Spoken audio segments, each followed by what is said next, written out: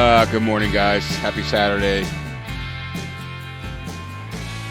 Sorry I'm a little late getting going here. It's a bit of hectic morning here, but I appreciate you guys joining. Good morning. Hope you guys got your coffee on a 9:42 a.m. on a Saturday morning. Beautiful day outside here where I am. Hope it's nice where you are. Today we're going to be getting into OA, or On Air. I guess we're going to start calling it OA. A little easier. OA. Maybe we can brand that. Actually, Scully, you're calling it OA, so that's what we're going to do. Makes it a little easier. Anyway, the plan is to fly in the Citation Longitude today in Microsoft, or I should say, Flights FS 2020. I promised myself I was going to refrain from saying the brand name anymore. Every time we say the brand name, Microsoft gets, even though they don't need the brand recognition as it is, but they get even more brand recognition just by putting their name in the title. Like, you don't call it Microsoft Excel, you call it Excel, right? Anyway, thanks for joining, guys. We'll get to it. Let me get rid of the music here. And let's just say a couple of... Bruce, how you doing today? Take 6. The World, thanks for... Eileen, thanks for joining. Scully, thanks for joining. Michael, good to see you. Good morning. Thanks, guys, for being here this morning. Before we start, real quickly, want to let you guys know that I started a Facebook group. I know everything's Discord these days, but just for us Facebook group users, I started a Facebook page called the OnAir Airline Manager user group. Just search that. You'll find it. Look for this little banner that I created there. Join up if you'd like. See if we can get this going. All right. So spread the news if you have other on-air friends that want to be, that are Facebook users, and we'll keep it monitored and quell all the trolls, if you will. But in any event, check that out. All right. So today we're going to be... Let me just pull up.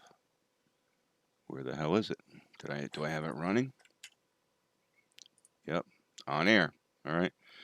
We're still in the Cumulus server. So we're getting used to that. Scully says, "I love OA. Saw you playing, and I'm watching for the camaraderie." Awesome. That's great. Yeah. So I like it too. I really do. Facebook is cancer. Yeah, I know. Well, there's no politics on this group. I have a really successful another group called VR Aviators, which is actually a great group. There's no BS. It's all about flight simulation and VR flight simulation. It's a very good group. There's 2,500 people there. We've got you got to answer questions to join. So I'll do everything I can to keep it just like that and make it just like that and avoid all the trolls and stuff. Trolls get iced quick. All right. But anyway, yeah. So, you're welcome, Take 6. Thanks for joining. Oh, by the way, so we're also going to be doing a giveaway today. We're going to be giving away a 1-month free subscription to OA, or On Air. Yeah, courtesy of the folks at On Air who provided me those to give away. So we'll be giving one of those away, at least one of those away today. Now, so I have a question for you before we start, because this is going to determine how the stream goes here and if we can get right into the citation or not. Right now, my Cessna, my pilot, and my Cessna are, I think I'm at Cape May, if I remember correctly. Let's go here and see. Go into the world here. I think I'm at Cape May. And I want to get to another airport where there's a citation. Not a citation. A longitude. Did I say citation? We're going to be flying the longitude. I want to get to this other airport where I know there's a longitude and there's a job. Yeah, Discord. Let me give you the link should come up here shortly. It usually gets popped in there, but give me a sec. If you look in the description, there's a link. Yeah, cool. All right. So my question is, do I have to fly my Cessna to this other airport where the longitude is, or can I just rent the longitude and I'll instantly teleport there? How does that work? Because I'm trying to compare this to FS economy. So in FS economy, you're basically a nomad. It's not persistent where you are. You can go anywhere. You can go instantly drop into an airport. Is that how it works in OnAir, or do I have to like teleport there, or do I have to like actually fly there? That's my question. One of you experts can help me understand that. And I'm sure people watching this video after the stream, they may have the same question. On Tumis, you can turn on instant transport and transport yourself to a plane. Okay, so I have to turn on instant transport. So that's in global settings. Instant transport, I have that set on. Okay. All right, so that means when I rent the plane, let's see, on Stratus, you have to get public transportation, which takes time. Cumulus, you transport instrument. Cumulus, you don't. You won't teleport now, only on your first plane. Wait. So this is conflicting. So you're saying it only. I have instant transport on. Yeah, I'm cheating right now because I'm getting used to it. Here's my plan, guys. So I'm getting used to this thing in Cumulus. And once I get done with Cumulus, I'm going right to Thunder. I already have VR Aviation set up. I already set up the company. Okay. And once I get like my feet under me, we're gonna go right into there, and we can set up a virtual airline if you guys are interested. You can join and all that. So, all right. So I just want to make sure. All right. So okay, cool. So basically, like Whirl said, I've got instant transport on. When I rent that plane at this other place, I'm going to be there. Okay, cool. The box with options for instant transport is disabled on Stratus, right? So because those are difficult. All right, so that's cool. That's exactly what I wanted to know. All right, I still haven't figured out the time, but I just said this. I said, what did I say? Don't force time in sim. Okay. The other thing I found that maybe this won't happen after I set this up. Okay.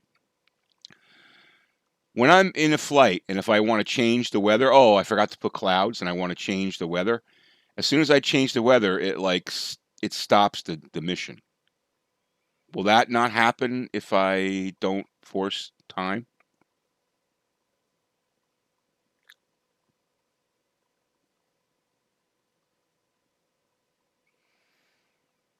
You guys understand my question about changing weather? I changed the weather the other day. I was trying this, and boom! It canceled my job. All right. So anyway, so we got this all set up here. We're gonna go to. All right. First, I want to make sure there's a plane there. So I'm gonna go to the world. I'm gonna search aircraft. Okay. And is this where I want to be? No.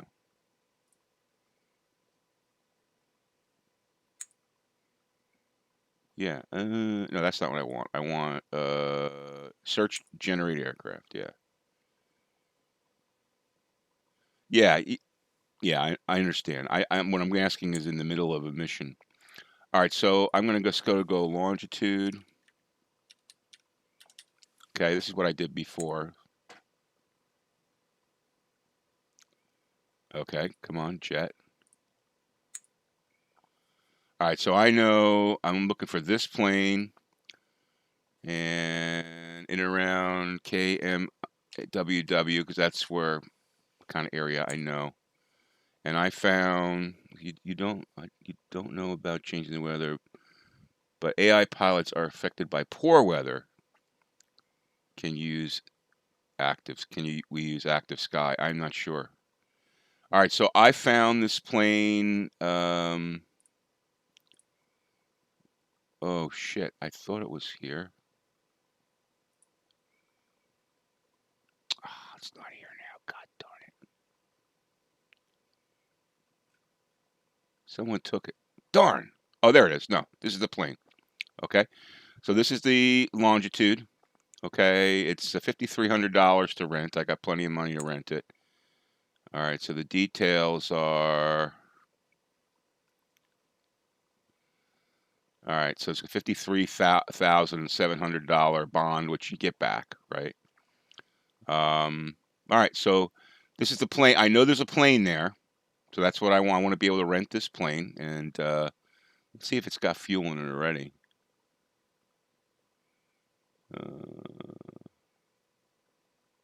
Doesn't tell you if it's got fuel in it already, does it?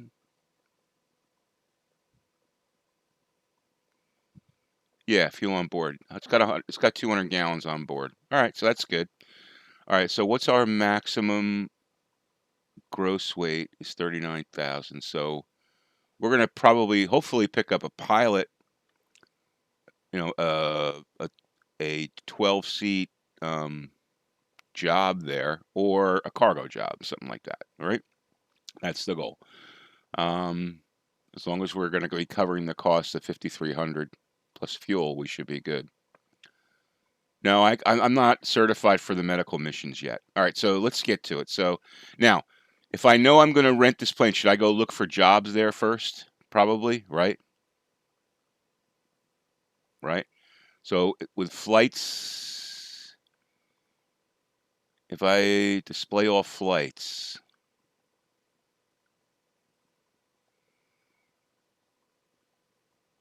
like I want to see. So like, here's the thing. So like, I'm at this. This is the plane I want at the airport I want, right?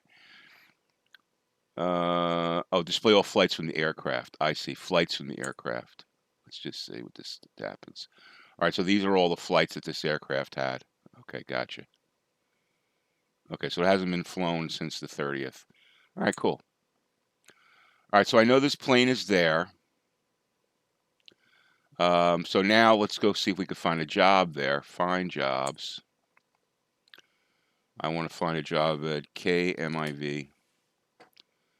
Okay. What did we say our capacity was? I think 3,000. Just go 3,000. Max passengers is 12. Okay. From this airport, we don't want to go more than 250 miles. All right, and then let's search and see. All right, so this is what we got at Millville. I want to do a single hop. So here we've got 129K. Let's do it like this so we could see the value. We'll do a big one. 5 hops for $2 million. If you had some time, this would be a nice way to pick up some cash. Look at this. You could do this whole thing. I mean, let's see. Where's it? Oh, you got to go 1,900 miles. Yeah, no, we're not doing that today. I'm actually using a CH Products yoke. That's what I'm using. A flight yoke, so it's actually a plane yoke. It's not a joystick. All right, so I'm probably looking. I don't want to go too far. Perishable goods. 200 miles. That's not too bad. All right, that's a possibility. So can't take that one. Why can't we take this one? Your company cannot accept last-minute jobs. Okay. So perishable goods. That means we got to get them there on time. So there's a pressure. Here's one for 200K, 5 passengers and cargo. I don't think I could fit that.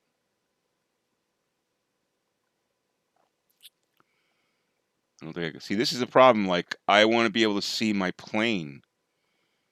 So I have to write down the specs of the plane. Like, can I... Like, it would be really good if at the same screen I can see which planes are available at this airport. Is there a way to do that? Take the Green Star job. Why is that?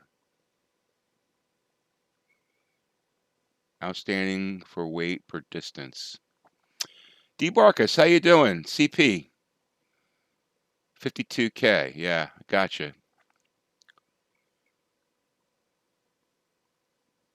How am I controlling trim? I have the trim tabs set up on the CH products. There's the CH products flight sim has trim tabs for both ailerons and elevators, so I have those set up, and I actually have the nose up trim double mapped so that it maps to the nose up as well as turning the autopilot off. Because in every plane you'll ever fly, if you hit the trim, the nose up trim, or actually any trim button, the autopilot will go off. So I have that set up because that's how I'm just accustomed to, like, I just pop the trim up a little bit and that turns the autopilot off. Do you know about time jobs? When I started, I got caught by timers. Okay. No, I don't know about time jobs, but I guess it would indicate here and tell me, like, this clock is a time job. At least one job has a time constraint. Okay. Here's a time constraint job. Okay, gotcha. So I have to get there. All right, so we're going to take something simple here. I think you're right.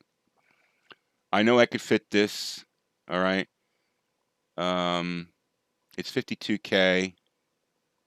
So I'll make some money. For anyone who's played OA often, can you circumvent a WO or alternative airport waypoint being so far?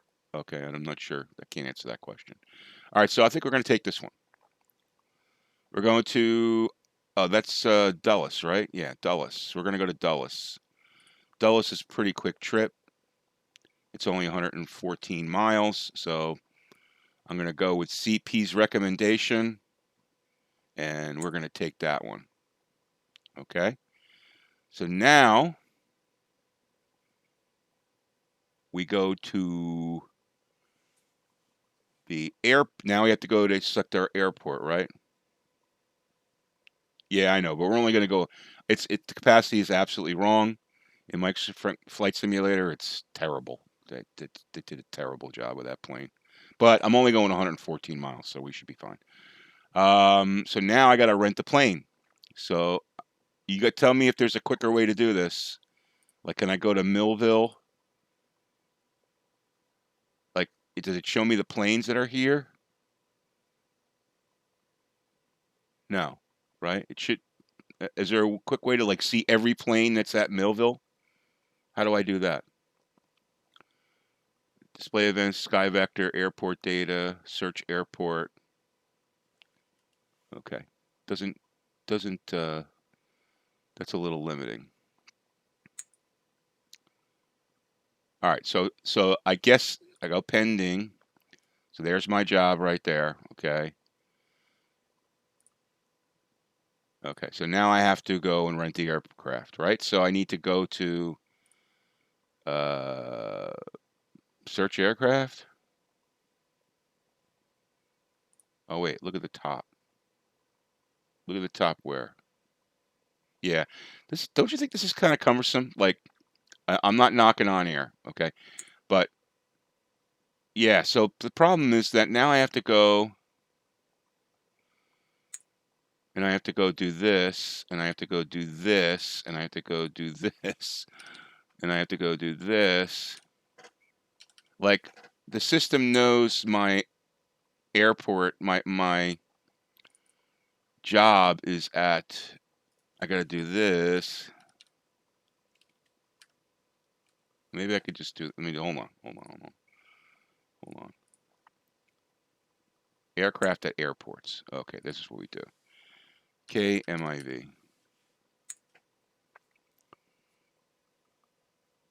Okay. So here's what I would think would be really cool. When you set up the job like that, it should automatically not. Yeah, I got you. Aircraft at airports.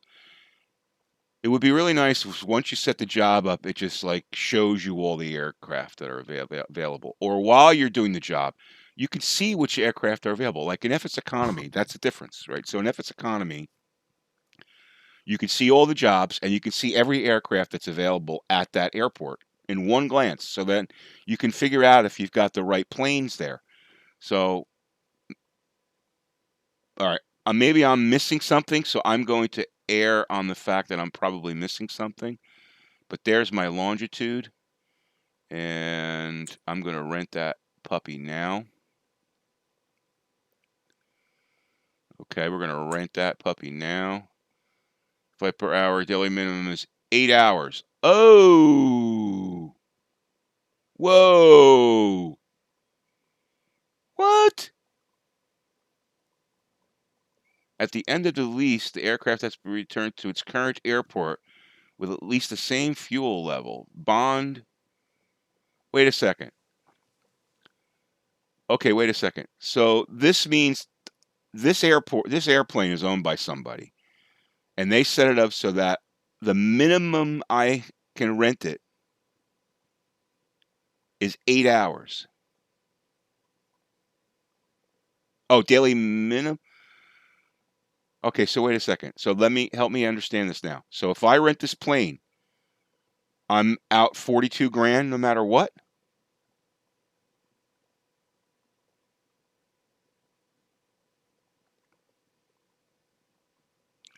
I can understand I have to return it to the same place, which I will do.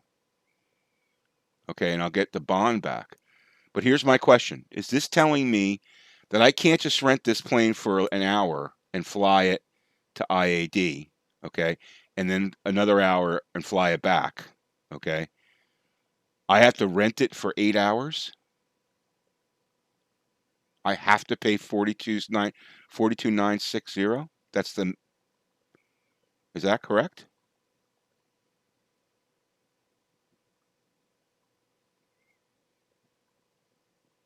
Just help me out here. So, like, am I making a mistake? Under options, change minimum renting time. Okay.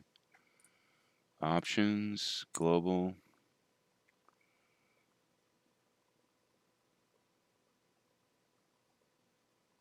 I don't see it. Under where options? Under global options, or I don't see minimum renting time. Oh, minimum. Okay, gotcha. Low. Okay, gotcha. Thank you. See, this is why it's great to have Whirl here, because Whirl knows how this shit works. All right, so that should hopefully help me out. Very good. Thank you, bub. Okay, so now we got to go back and do all this. Okay.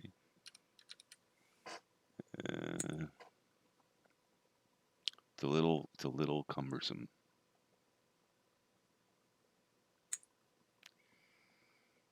All right, so good thing I read the thing there. So let's just say rent. Okay, daily minimum of 2 hours. That's a little better. All right, because I'm gonna have to spend 2 hours, one there, one back. That's a little better. Okay, I could deal with that. That I can deal with. Thank you, Whirl. Appreciate that. All right, so we're gonna rent this plane. Hey, thanks for the subscription there. Retired Navy vet. Thanks for subscribing, man. Appreciate that very much. All right, I'm going to turn off these notifications. I really don't want these on anymore. Is there a way to do that? All right, so Microsoft should have modeled the interior of the... Oh, I totally agree with you. So I got gripes about that. I don't want to go into that yet, but I got gripes about that. All right, so let's prepare for next flight. Actually, I'll tell you what, before we do that, let's get our world map here, and we're going to go get our plane loaded. I'm going to take our ATC. We're going to go N328 Tango Delta. Okay, and we're going to go departure from KMIV. And we're going to go to KIAD. All right, let's check out. I guess we're going to have to use ATC, so they'll tell us where the hell to land. And let's make sure we're gonna start up. I'm not gonna go cold and dark, guys. I'm gonna start up, have the plane running. All right. It's not very difficult to start the plane up. I just don't want to kill the. This is about on air today, so let's do that. So let's go flight conditions. I'm gonna go turn this off just so it makes it maybe a little faster. We're at 9 a.m., which is fine, and oh,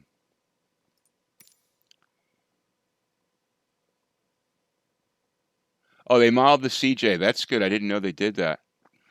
So I'll tell you my gripe about that while we're loading up here. So you paid $60 extra for these 4 planes. One of them is the Longitude, and the 4 planes that you paid $60 for, none of them are operationally correct at all.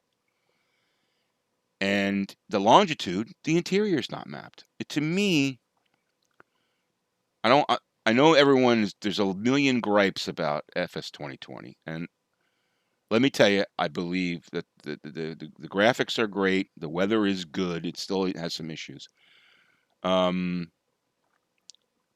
Okay, retired. Well, you don't have to watch them in order. You can watch this one. It's not that it's not it's not that in sync, or it's not that sequential, if you will. But anyway, but I appreciate you joining. Thank you. Um, you pay $60 for 4 planes, and I know there's like 10 airports or whatever. Okay, and the planes fly like crap. They're not operationally correct. The interiors aren't done. I mean, there's a million pilots on. I think I saw that you saw the thing, like a million people have bought this. I mean, give me a break. 50, yeah, exactly. I mean, you pay that extra money. November, 328 Tango Delta, taking off runway 28, departure to the west.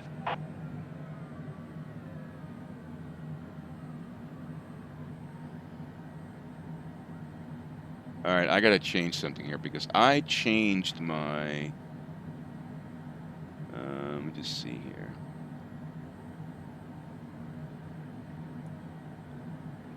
All right, we're going to give this time to. Let's go back to. Okay, so we got the plane cranking up. All right, so now we got to prepare for the flight. Yeah, I mean, it was a money grab. Okay, that extra money that they charged you for those 4 planes, okay, was a money grab. If you paid $1 for Game Pass, that's great. Okay, $15 a month, great. That's fine. That's the way to do it. Okay, but $15 a month is going to add up. So if you're gonna use the simulator for a while, now I have to go here, prepare for next flight, right? All right, so we got this is where it's. Uh-oh. Okay, I'm good. Whew. Got to make sure. All right, so I'm gonna have to load this up. Let's see. I got 85 nautical miles. I'm going 114. I really want to have double, right? So I want to go. I'm gonna put.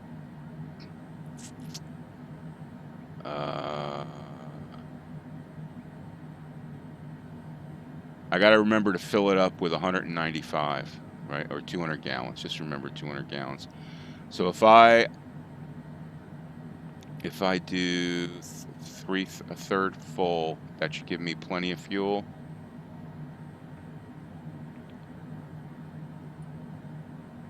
What is this over here? Assign due. Oh, I have to, this is the weight I have to buy when I get back. Okay. All right. So I think this all looks good. Okay. So we basically have almost 3 times the distance, 114 miles. So we're gonna go confirm fuel and payload.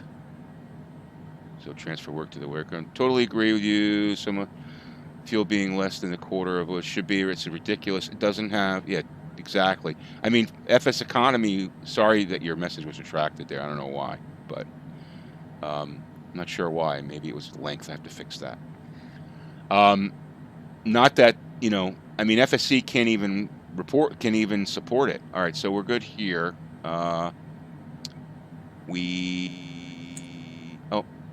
What am I doing here? Confirm and go, right? Confirm and go. Gas, boom. Everything look good, guys? So confirm and go.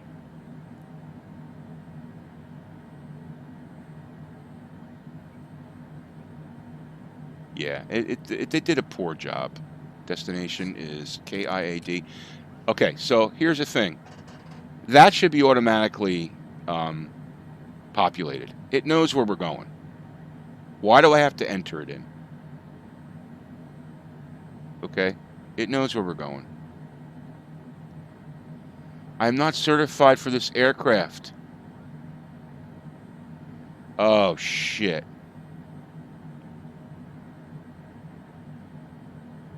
Seriously? So it won't let me fly it? I got to do a check ride? Well, learn the hard way. Tell me, guys, do I have to abandon this flight now? And good morning, Stormcat. So do I have to? I guess I have to abandon this flight. You are not certified to fly this aircraft. I could hire an AI pilot, which probably is what I'm going to do. All right, so I don't lose the money. Yeah, I know. So I could transport. I got to take public transportation. That's going to take me time, right? I'm not going to do that now. But it's telling me you are not certified for this aircraft, which means it won't let me fly it.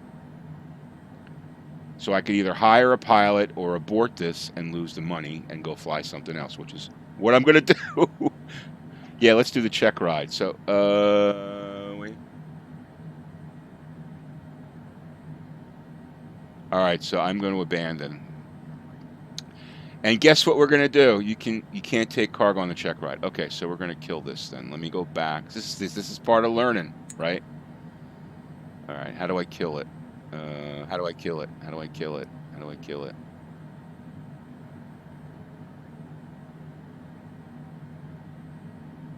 Take the check ride. All right, so I could take a check ride. Can I just do this right here? I don't have to abandon the mission. You can check ride it from where you are if you want. So let's do that.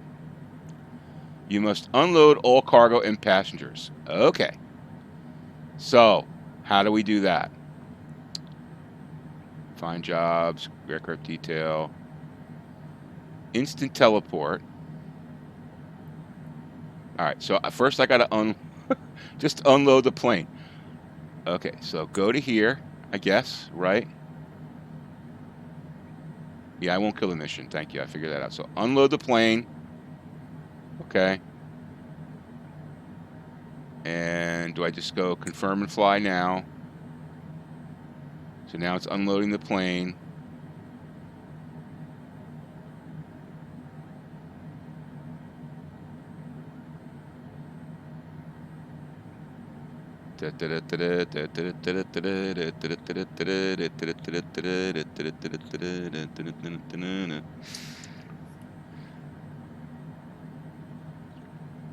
All right.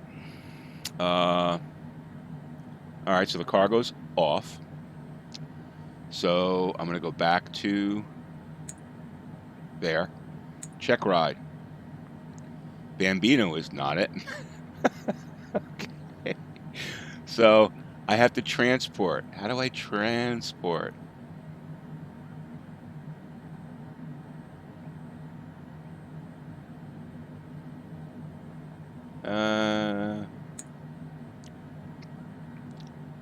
How do I transport to Millville? Show me how to do. Where do I go? Sorry, in this. Yeah, that's fine. To watch the Tour de France. How do I transport? I'm on the live apps. How do I transport?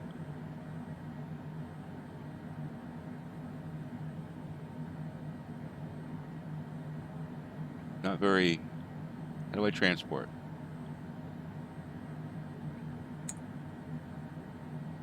You are not a, okay.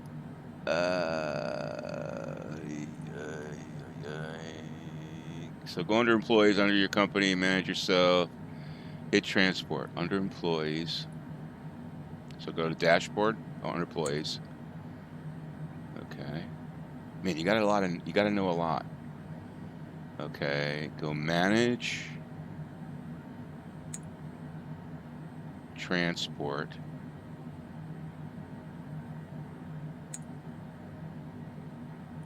Okay. I got to remember that. Under employees, under managed transport. I'm going to transport to Millville. Yes. Okay, now I'm at Millville. Cool. So now I can go back to live operations. Now I can go to Checkride.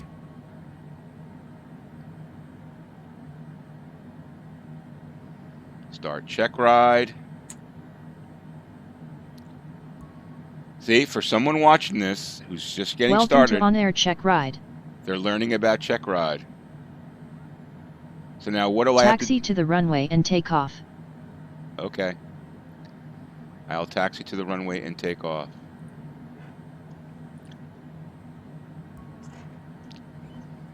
Okay, so let's are we just gonna we just fly free here? We don't have to worry about we don't have to set anything, we just fly.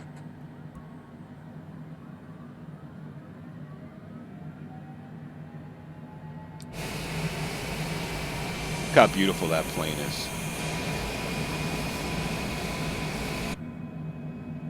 I remember my flaps are set, right? Flaps are set to take off, okay.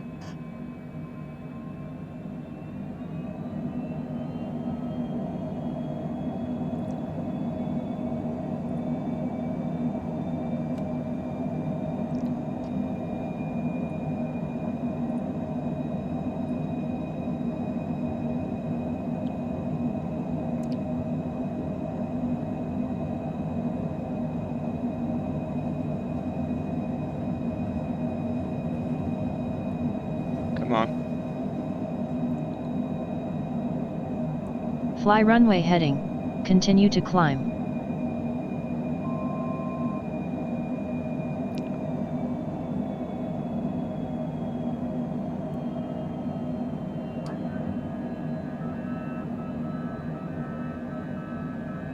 Turn left, heading 10, climb to 10,500 feet.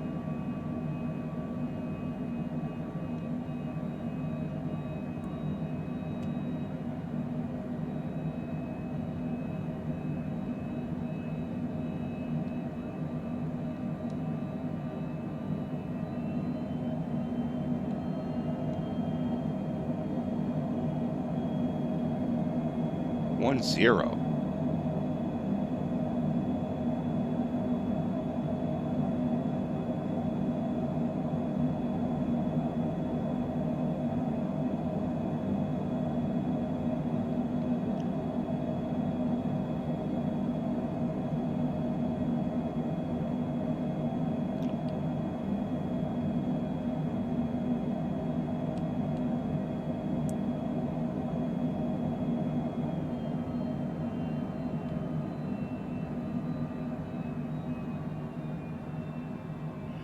Oh, am I going to kill the check ride because I'm over 250 knots?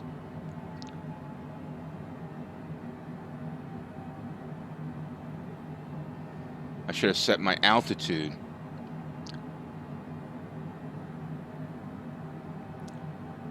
Ugh. I'm going to fail the check ride. Did he say, what was the heading? Was it 10 or 010?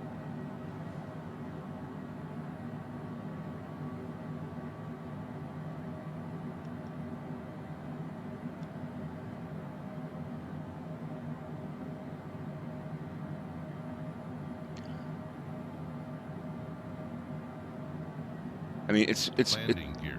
Oh, come on. Gear. 250 landing knots. Gear. Landing gear. Seriously? Landing gear. Landing gear. Landing gear. Landing gear. I mean, how next I'm going to have to do this again. They said 10. Thank you.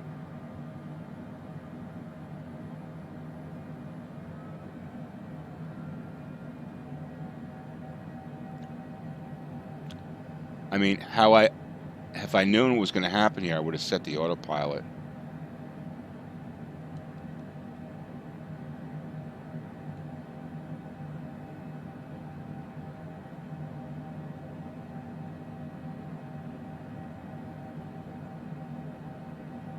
Come on, get up.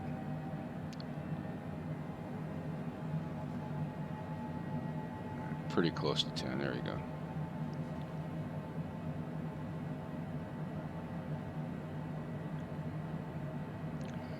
Now let's get up to 10.5.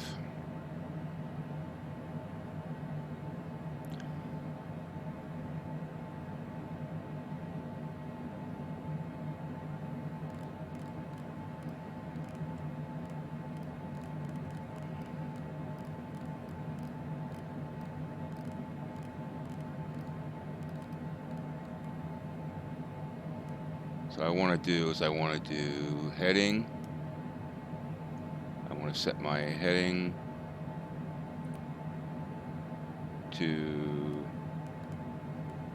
10. I want to do Autopilot.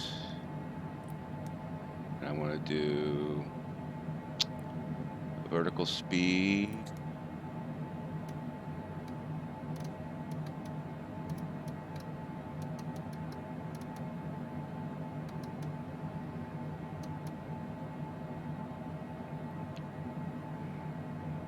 All right, now we got the autopilot in control. I could have done FLC, but we'll just do it this way.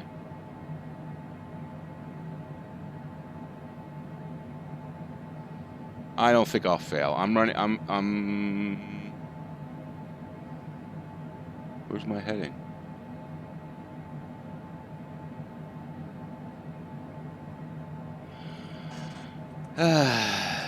Also set your speed. Yeah, I'm not going to do auto throttle. I'll just do it the old-fashioned way with vertical speed.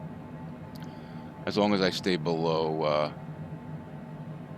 250, I'm cool. They might violate me because I went over 250. We'll see. Heathrow, how you doing? Thanks for joining. Appreciate it. All you guys, thanks for joining this morning. Checkride time in the Longitude. Well, at least we won't have to do this again.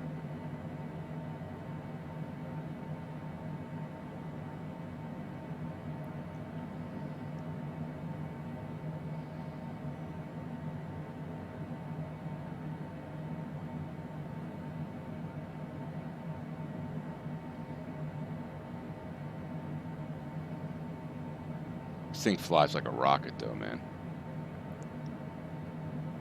Yeah, normally, DeBarcus, I would use the FLC, which works decently on this plane. But I didn't know what the check ride was going to be about. I guess I should have assumed it was going to be altitude and heading. So, but here we go. We're going to level off at 10.5.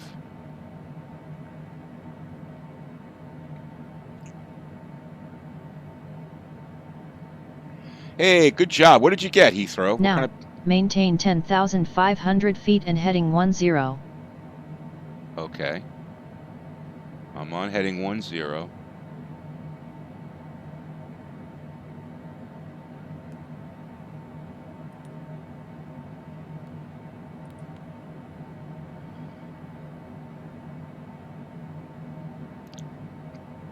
Meanwhile, am I burning fuel, I guess? I'm burning fuel. So I could pop her up to 10 to Turn 250. right, heading 40, climb to 11,500 feet. All right, 40.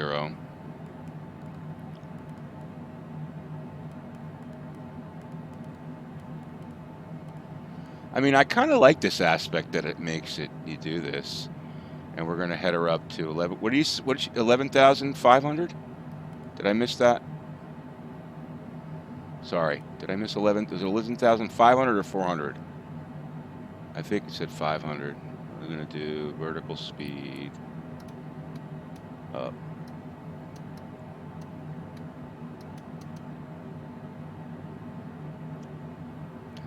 Did I miss that? What was it? Was it 10,500? I'm sorry, 11,500? I'm assuming it was. It wouldn't be 400.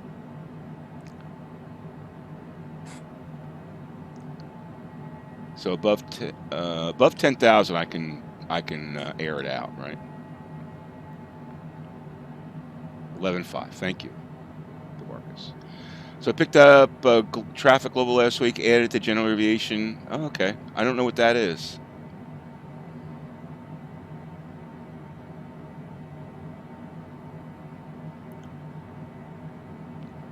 So this doesn't exactly fly on 40, Now, so. maintain 11,500 feet and heading 40. All right. Easy enough. Going on a check ride, going on a check ride, going on a check ride in the Citation Longitude. Unexpected, but hey, this is part of the thing, right? Program tells you on the tracking package. Turn right, heading 100, climb to 13,000 feet. Okay, we're feet. going to go 100.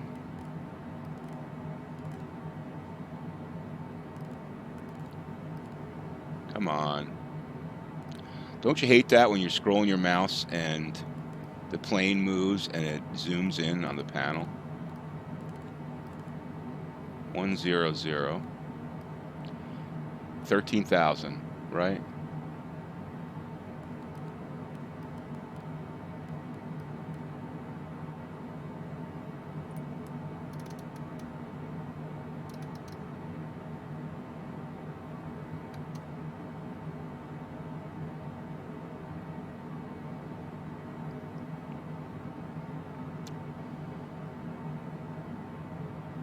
Oh, the on-air window. Oh, good job.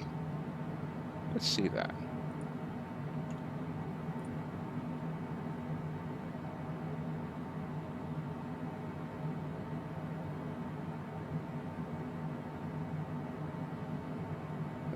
Don't see where it tells me that.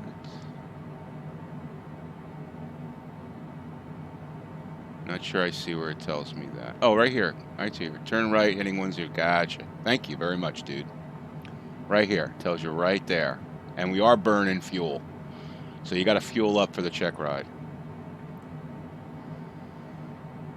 Hey guys, if you haven't subscribed to the channel, please do. Appreciate the subscriptions. You'll get, and hit the notification bell so you'll find out. Now, maintain 13,000 feet and heading 100. You got it. Absolutely. Going on a check ride. Going on a check ride.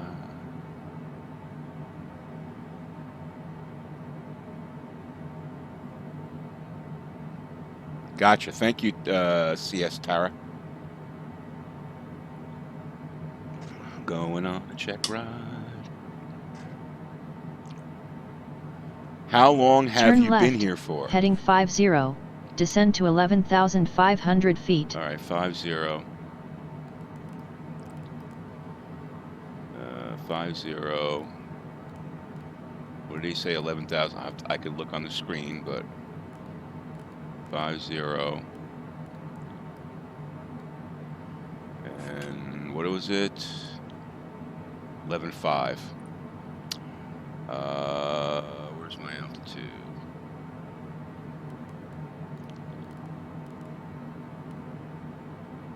Vertical speed. Let's go down.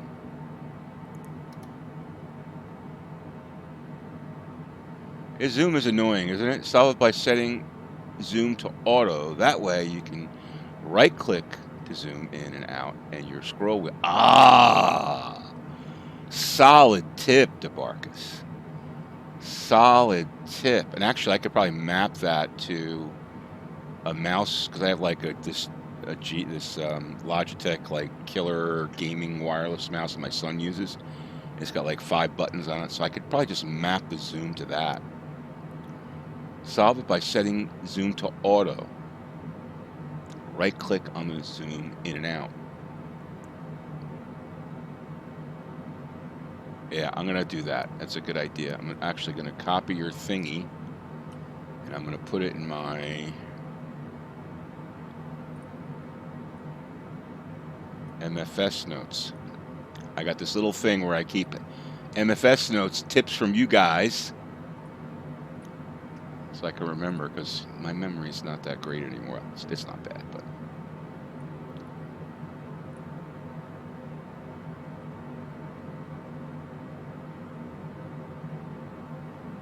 Probably, my guess is I'll be here probably for another hour or so.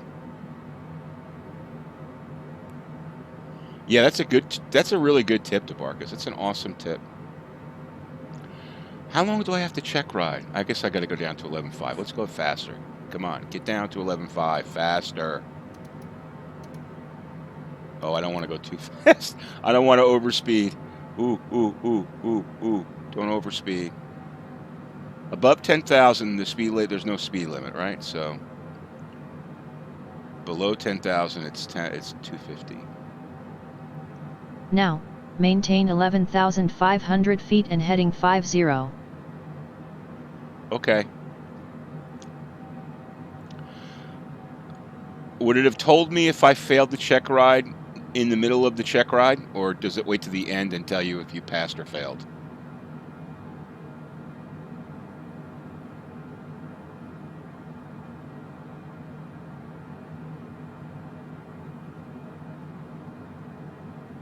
Now, return and land at your departure airport with an appropriate IFR or VFR approach. What?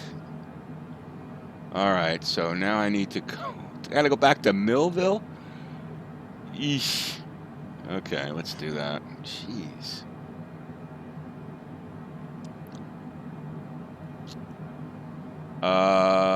Procedure. Arrival. No, sorry. Approach. Let's see. No, I don't want to go that. I want to. No, no, no, no, no, no, no, no, no. Come on, come on, come on, come on, come on. Move. Move. Back. Back. Flight plan.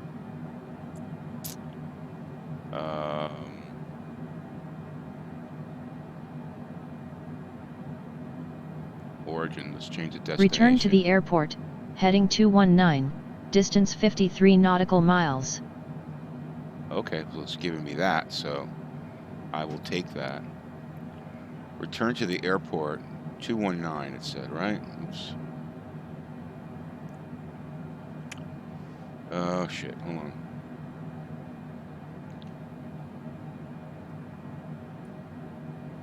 Heading 219. Come on, damn it. I guess I could use ATC to get me back. 219.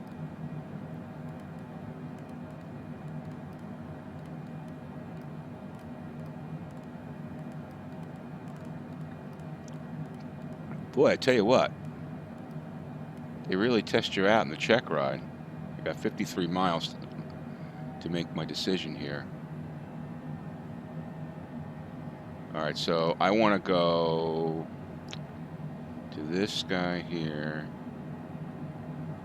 And we're going to go, hold on, let's do Return this. to the airport, heading 220, distance 57 nautical miles. Okay. Let's see, hold on, let me get to here. And I want to go destination. Direct to KMIV. I want to tell you, this G3000, I guess it's a G3000, much better than the G1000, no doubt about it. Okay, activate. What? What? Remove waypoint. Add destination. KMIV. Enter. Okay, cool. Home. So we got our flight plan in. So theoretically, we should be able to contact New York Center.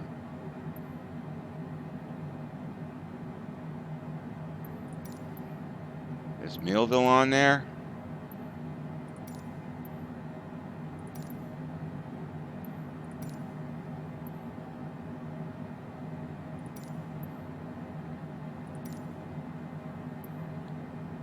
It's a 5,000. I thought it was a 3,000. Okay. All right, Millville's not on there, so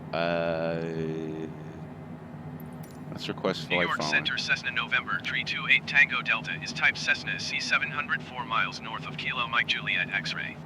Request flight following. Cessna November 328 Tango Delta New York Center. Squawk 4152. Squawk 4152. All right, let's go to Cessna 8 procedure. Tango Delta. Approach. Okay, good. Cessna 8 Tango Delta radar contact 2 miles northwest of Kilo Mike Juliet X-ray 11,500 feet. Altimeter 29.902.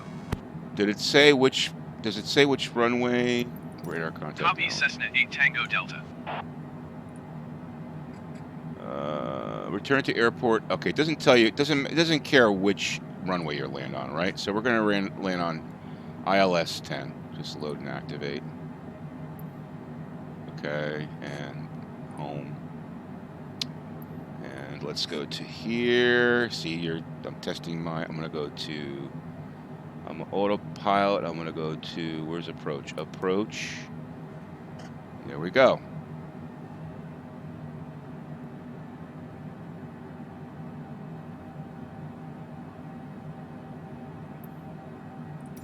New York Center Cessna 8 Tango Delta cancel flight following. Cessna 8 Tango Delta New York Center cancellation received. Squawk 1200. Frequency change approved. New York Center Cessna November 328 Tango Delta is type Cessna C700 4 miles northeast of What did I November just do? Juliet 20. Request flight following. Oh, I just canceled it. Cessna November 328 Tango Delta New York Center. Squawk 2765. All right. We're getting there, guys. We're getting there. This check ride. This check ride. I'm not sure if we're going to be able to do a job. I got a job waiting for me there. I want to just kind of lower the... I got to get down here. Let me just figure out where the hell I am. Cessna 8 Tango Delta, did you hear my last transmission? No. Okay. How are we going to get here? All right, I got time to go down. So let's get our altitude. We're going to go down to reasonable altitude. Cessna 8 Tango Delta, please acknowledge. No, I'm not acknowledging. We're going to go down to 4,000 feet. Okay. And let's go vertical speed. We're going to go down. Cessna 8 Tango Delta, acknowledge last transmission. Okay. Squawk Gotcha. 2765 Cessna 8 Tango Delta. Cessna 8 Tango Delta radar contact 3 miles west of November Juliet 20 11,300 feet. Altimeter 29.902. Copy Cessna 8 Tango Delta. How you guys like watching me New York Center Cessna 8 Tango Delta cancel flight get following. approved on flying the longitude? Cessna 8 Tango Delta New York Center cancellation received. Squawk didn't- 1200. Yeah, okay. Frequency change approved. Shut up. I didn't realize I was going to have to do this. Can I get some cabin lights in here?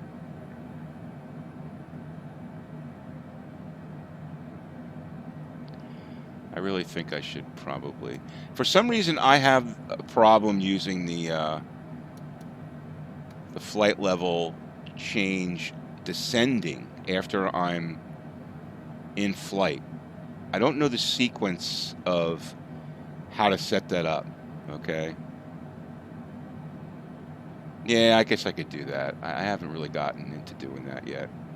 I haven't found the sequence of, like, if I want to do a flight level change using auto throttle. So is it, I'm on autopilot, what's the sequence? Do I hit FLC and then change the altitude?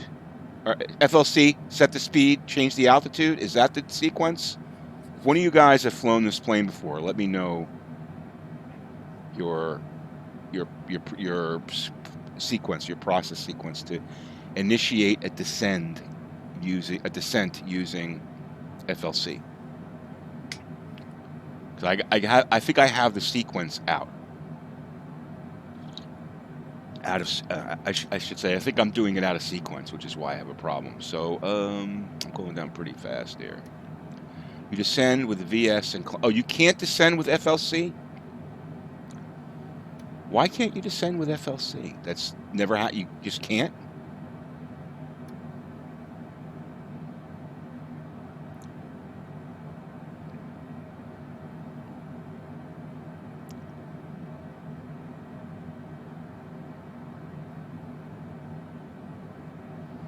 Okay, that answers my question then. I won't be. It just seems to me like it should be able to. Auto throttle should be able to handle a descent too, but I guess not.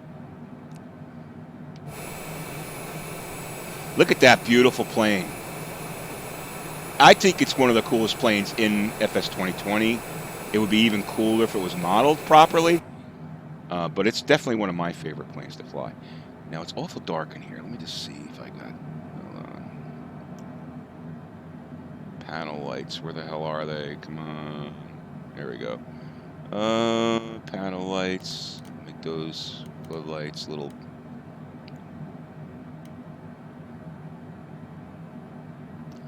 That's a little better.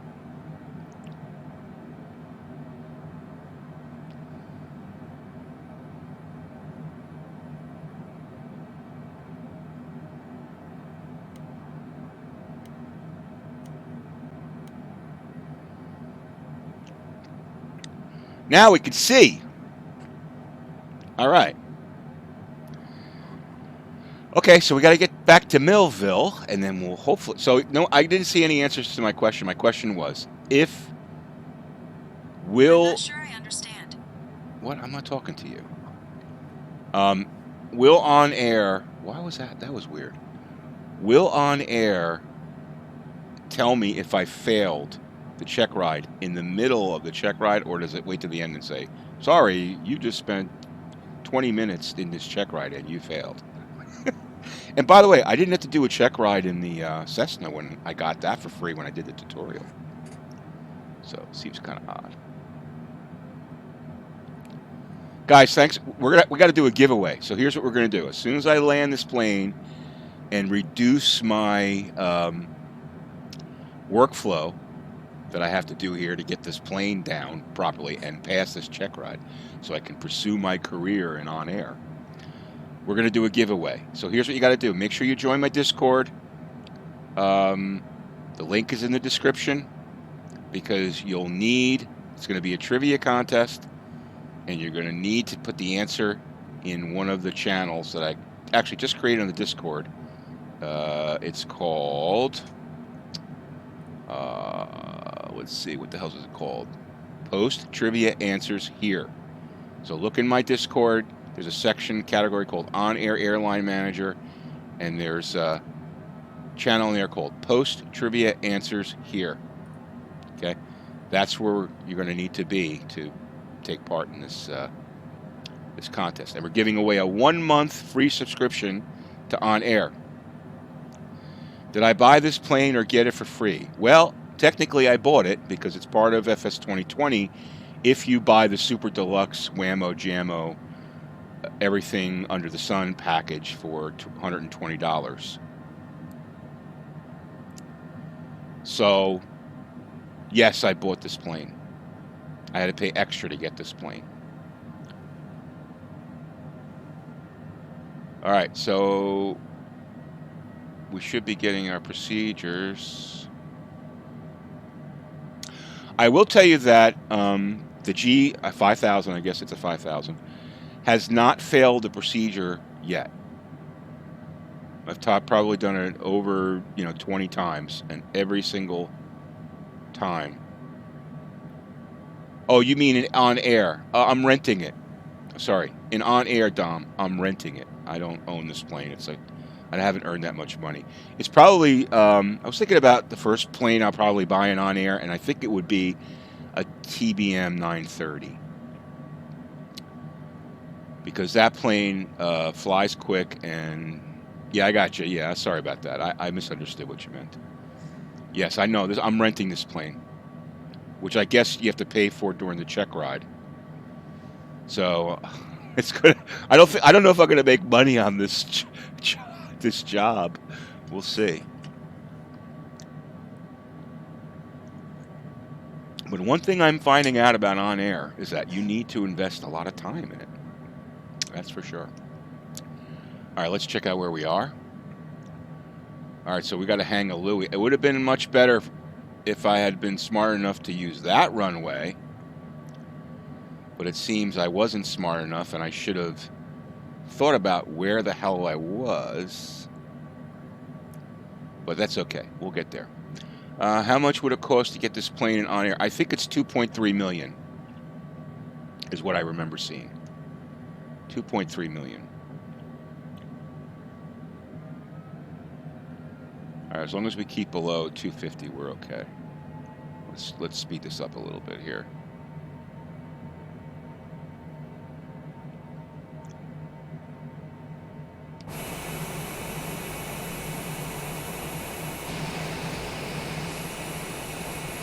I love that shot. Isn't that a cool shot?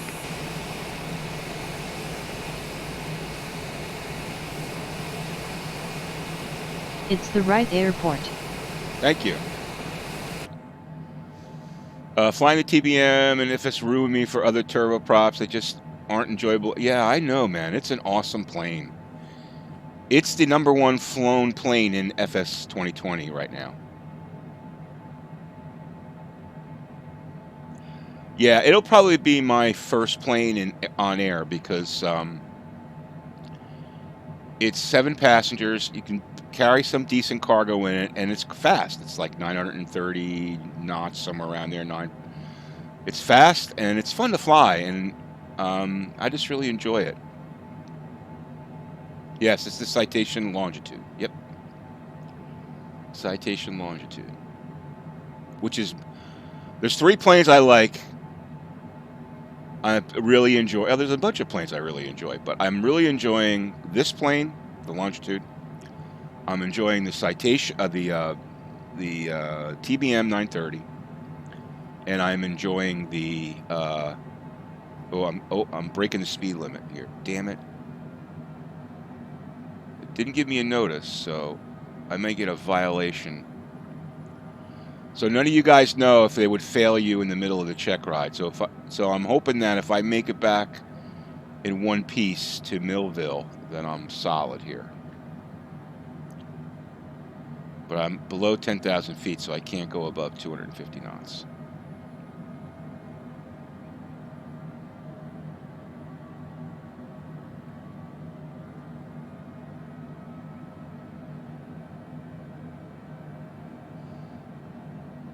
Does this thing have an... I got to learn how to use the auto throttle on this thing. Well, the biggest difference between this plane and the CG4 is the CG4 doesn't have the glass cockpit like this does. Doesn't have. Return to the airport, heading 17, distance 5 nautical miles. Well, no, I'm not going 17 because you told me to do a procedure, so I'm doing the procedure. Well, maybe I am going to do 17. It's going to start to turn me here.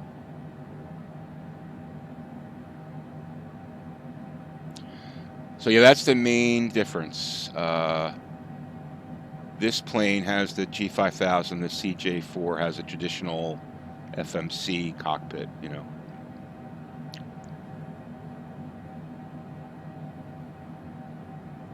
Or FMS, I guess it is. All right, so I guess we're going to turn to we're going a different route here, ma'am. So I don't remember it telling me which runway to land on. It just said get back to the airport. So I'm getting back to the airport. And it would be a real bummer if I fail this check ride.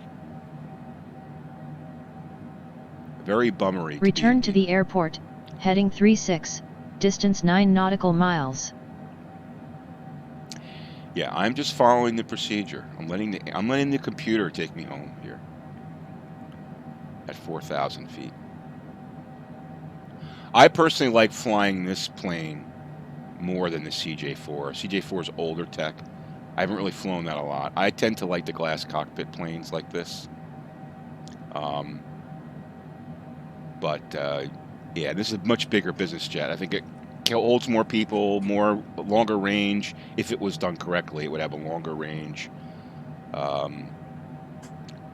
It's got you know, I think it's supposed to have like a 4,000 mile range, something like that. So you could fly this plane to Hawaii from San Francisco. Let me tell you at least in FS economy, the TBM 530 has amazing range. I flew that plane 900 and Return to the airport, heading 56, distance 12 nautical miles. I flew that plane. It was over 900 miles on. I filled it up with gas, and when I landed, I think I had a half a tank left. So FS economy doesn't have the gas right on it, or either that or FS 2020 doesn't have the gas right on it. The fuel burn. I got it. I couldn't believe that. I said, okay. When I first did it, I thought, okay, I'm just going to have enough range to get there, because the range is supposed to be about 900 miles, maybe close to 1,000 miles. I went to 900 miles and I had half a tank left. So I don't know if I was just. I flew it at 31,000 or 28,000, something like that. So that could have had something to do with it. All right, we're going to start really slowing down here because I got to nail this landing. I got to nail this Checkride landing.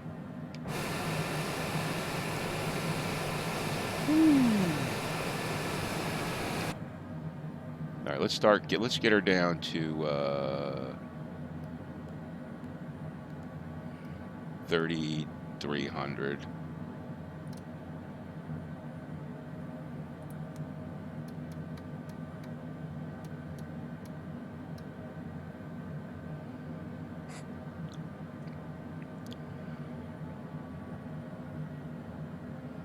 So we got 2 more turns. Yeah, one more. Yeah, one more turn, and then we're heading home. Which guys, just curious, which jet do you like? Not the big jet in FS 2020. Do you prefer the CJ4, or do you prefer this guy here? And again, make sure you signed up on the Discord. Link in the description, because we're going to be giving a 1-month free subscription away. For now, the managed speed doesn't work, so use selected speed. On the speed dial, there's an inner switch that has 2 settings, managed and selected. Thank you, Debarcus. I'm making a copy of your note, and I'm putting it in my Microsoft FS 2020 notes. Thank you.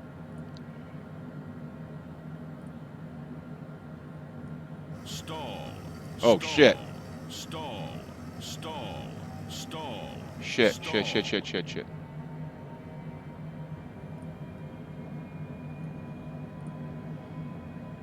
Or as John Fly would say, oh, schnarkies or schnackies, whatever he says. I like watching John Fly. If you guys don't follow John Fly, he's a streamer on Twitch, YouTuber, flies FS 2020 and X-Plane and P3D and FS Economy. All right, there's our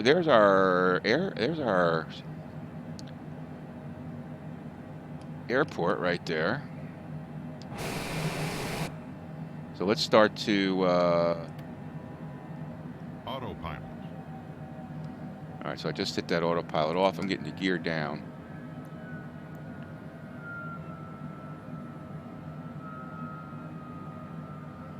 All right, we're going to make sure we nail this landing. It's the right airport. Yes, thank you. All right, we got full flaps now.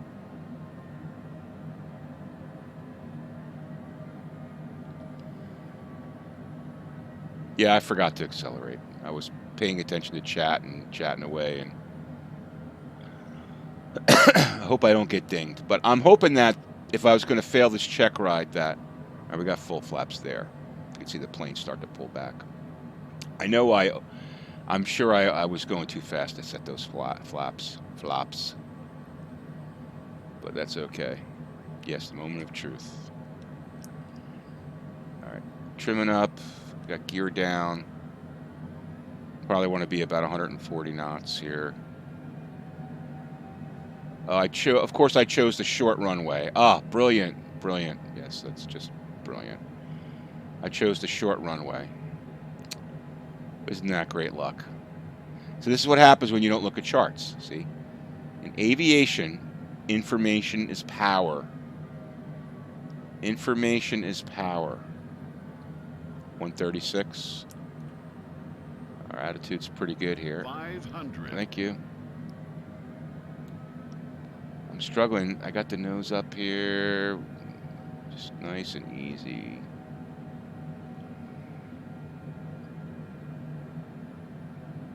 I got the auto spoilers set. There's 120. Come on.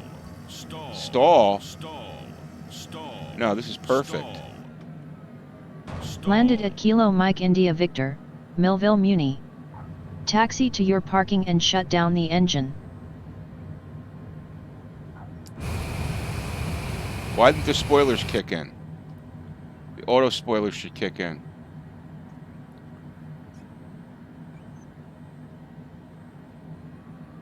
Your account finally got created. Awesome. Landed without... oh, give me a friggin' break. You better not fail me. You better not fail me. Alright, so here's the plan. If I fail this check ride... warning, start a stall. I'm on the ground. If I fail this check ride... I'm going to fly the Cessna. Because I don't want to do another check ride. That wouldn't be entertaining for you guys. I'm wondering why my auto spoilers didn't kick in, because they should kick in.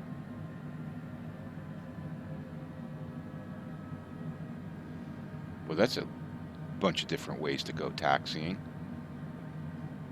Okay, I think I chose the wrong way.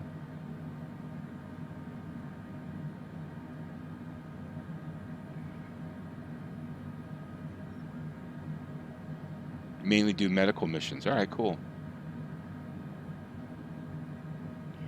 Yeah, I found that out the hard way, Dom. Or Scully, I should say. As you know, I found that out the hard way. You could change the difficulty check ride option. Yeah, that's a good... I guess I didn't realize you could do that, but, you know, probably real world realistic is a good idea. Where the hell am I... where the hell am I taxiing to here? Alright, I'm just going to go frickin' park it over here.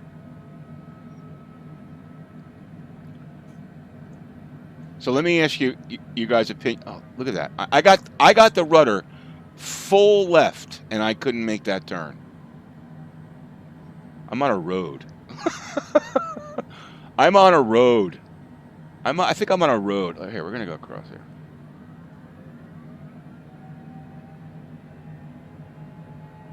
Here, this is the quick way to get there.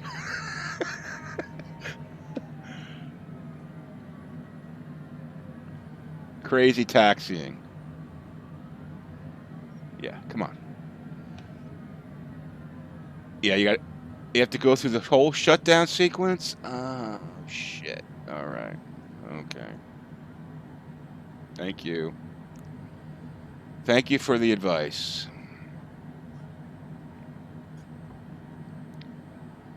When All you right. have reached your parking, shut down the engine. Okay. So, do I have a checklist? Parked. Checklist. Starting engines. Okay. It doesn't have a shutdown procedure.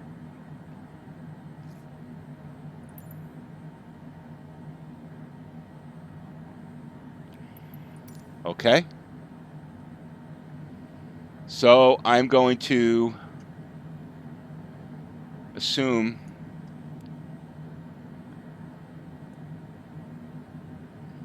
I'm just going to go backwards here.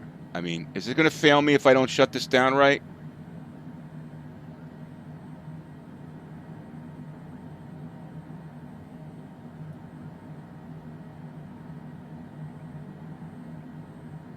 When you have reached your parking, shut down the engine.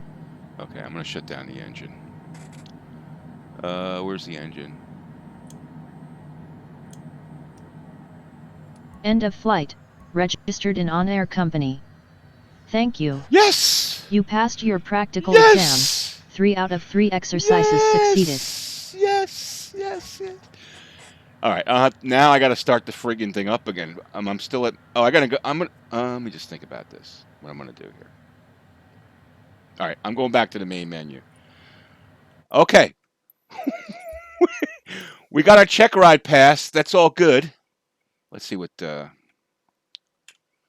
see what these guys have to say here. Okay, you've been Checkride monitored on air. Blah blah blah blah blah. We're all good. Okay, cool. Now we could do our flight. Okay, so I'm gonna go. Where am I going again? IAD. Departure. Millville. Arrival. KIAD. And I'm going to have to fly this puppy back. Which I'm not going to use ATC. I'm going to go. I'm going to go VFR. All right, so thank you very much. I appreciate that. If it was only that quick in real life, yeah. You found the hard way. You have to map rudders to access only, not. Oh yeah, absolutely. Yeah, it's not good if you have left and right yaw because then it actually yaws. Well, yeah, I think that's the way it is. I can't remember, but I'm glad you got it working. Please check your ping real quick. What do you mean by ping? You mean like ping to the network?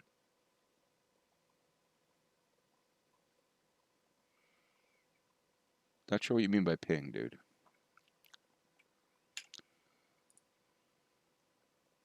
All right, so while we're waiting here, we're going to do a giveaway. Okay?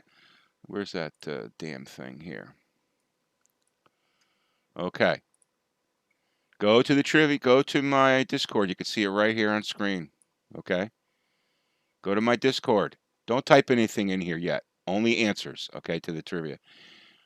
The OnAir Airline Manager category. Okay?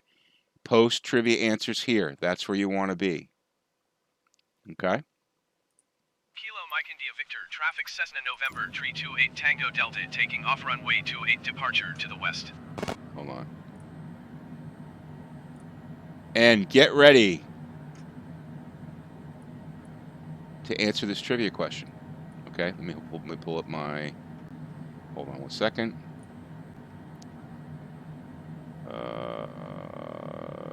Where the hell is it?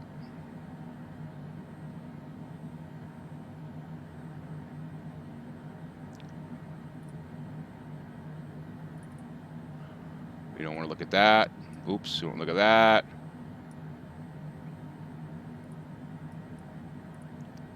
Okay. You guys ready? How do you... Okay, look in the... Are you in? Okay, cool. Everybody in the Discord, I'll give you 3 minutes to go into Discord. In the comments of this video, look below in the description. There's a link in there to join the Discord. Join the Discord. All right. Okay, there's Dom. There's DeBarcus. Make sure you guys are joined the Discord. Go to OnAir Manager category. Post trivia answers here. The way this is going to work is the first person to post the correct answer, okay? And we'll do A, B, or C, okay? It'll be an A, B, or C selection, okay? The first person to post the correct answer is going to win a 1-month free subscription to OnAir Flight Manager, Airline Manager, okay? All right, are you ready? Is everybody ready? Here we go. The question is, which aircraft was used on the first cross-Atlantic solo flight? Is it A, the Heart of Susie? Is it B? Now wait till I give you all the selections before you post your thing. Is it A, the Heart of Susie, B, the Spirit of St. Louis, C, the Thunderbird? Go ahead. A, Heart of Susie, B, Spirit of St. Louis, C, Thunderbird. Which aircraft was used on the first cross-Atlantic solo flight? Come on, come on. Nobody?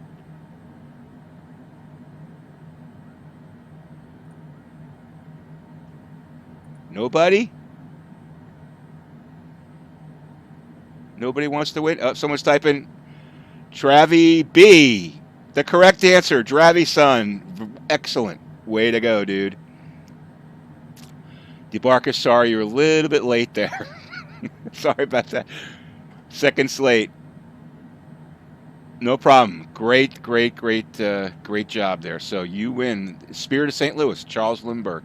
So I have an interesting story about that. My great-grandfather, who was an aviator in the 20s and 30s, okay, he actually had a bunch of planes that he owned. He owned an airport in South Carolina, which got destroyed by a hurricane. He lost all his money. That's a different story.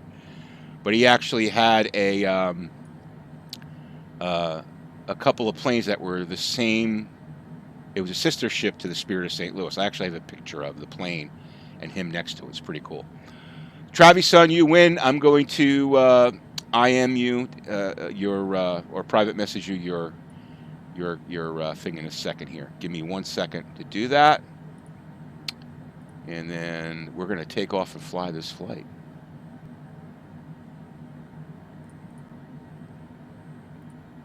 Give me 1 second to do that. I'm going to find it.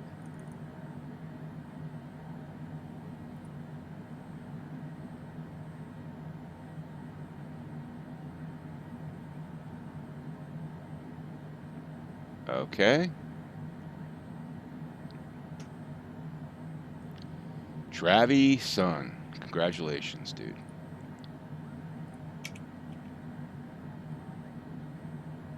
Give me 1 second, and here you go, dude. I just sent it to you. Congrats. All right, congratulations. All right, so let's move on. 1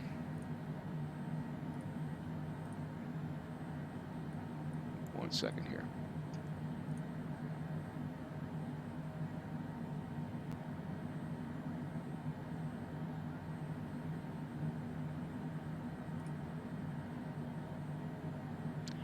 All right, guys, don't worry about it. I'm going to be giving out more and more streams, so it's no big deal.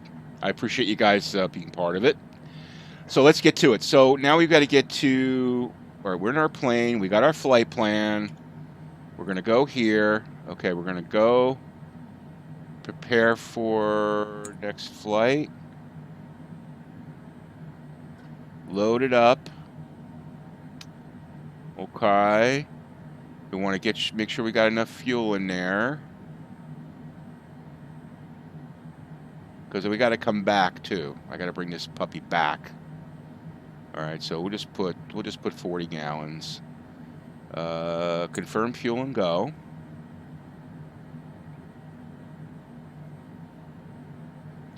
Congratulations, Travis. I appreciate you watching, and select destination. See, don't you agree that it should auto-populate that? KIAD. Because you can make a mistake. Apron work not finished. Okay, we got to wait a little bit of time here.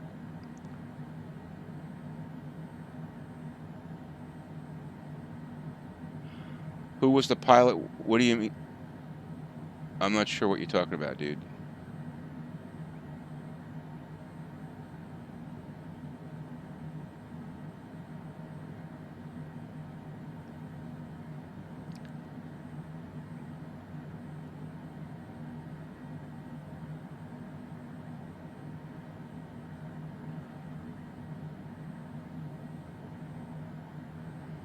What do you guys think of this, like, wait time? Like, they have to load up the thing. Do you think this is, like, I mean, I know you could speed it up as you gain skill points. Makes it more realistic, I understand.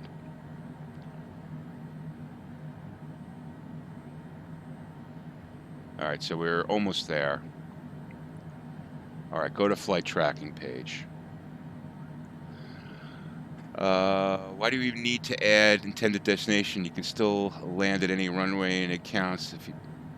Yeah, I'm not sure. Oh, he's kidding. Cool, no problem. Yeah, I'm not sure. I just think it would be really cool. I think it's because it gives you like an alternative. I think it would be really cool if it just auto-populated that. Just to me, that would make total sense. All right.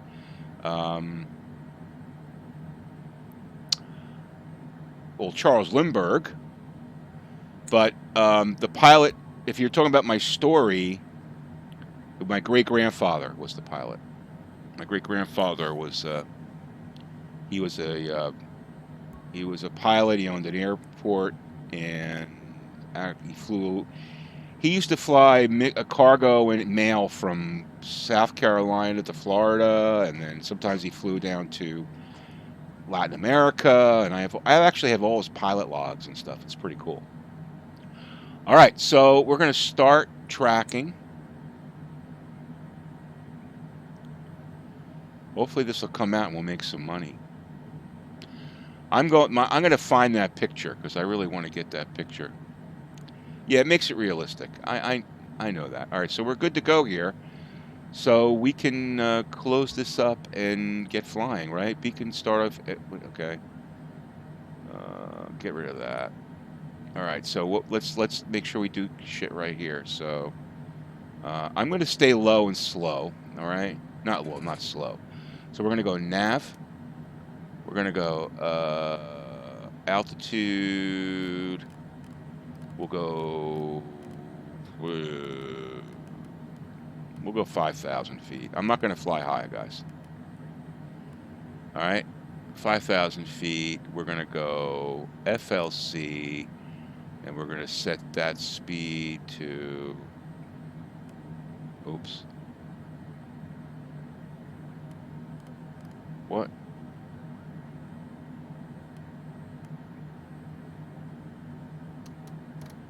Where's the speed?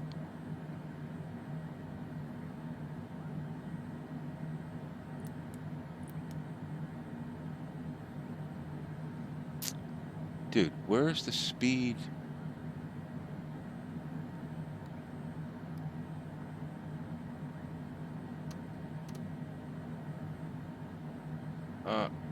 Come on. All right, you know what? Screw this shit. I'm not gonna. We're not going that high, so we're gonna go 1,200 feet per minute. We autopilot, blah blah blah blah blah. Nav. We got FMS on. We got our flight plan in, and we should be good to go, right? Altitude set, and we're ready to roll. So let's roll.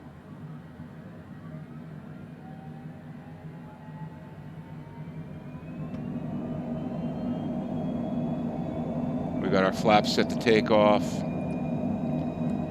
Okay, brake is off. And we are rolling.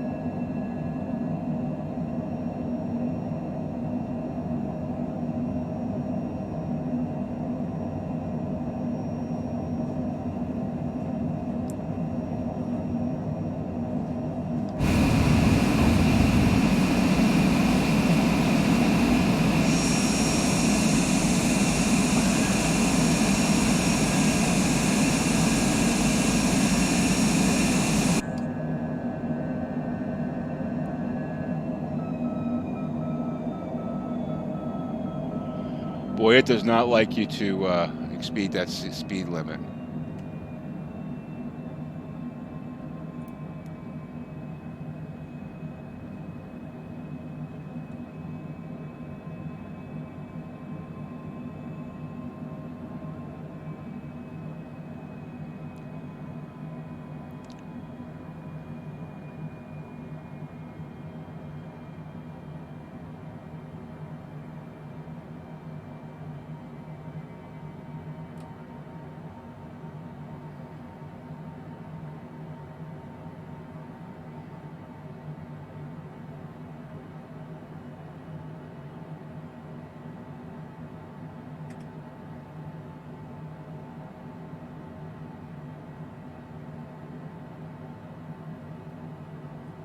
Come on, I want to go 280.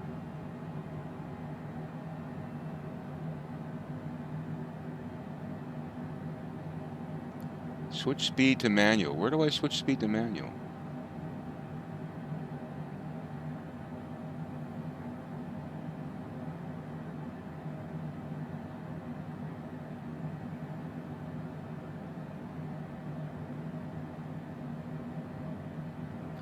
Michael, where do I switch speed to manual?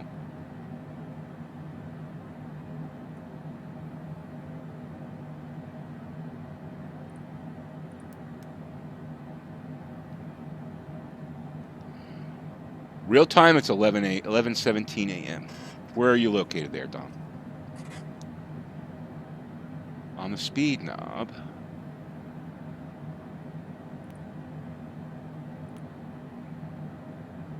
I don't know where. How do I switch it to manual? There's no.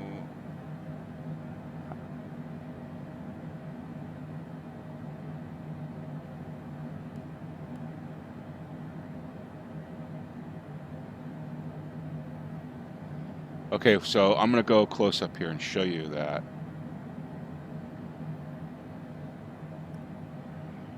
Oh, I see airspeed.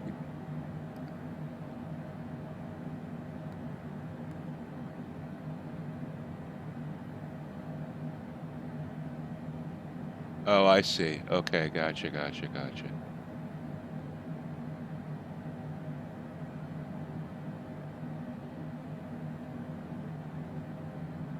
All right, I'm gonna have to mess around with that.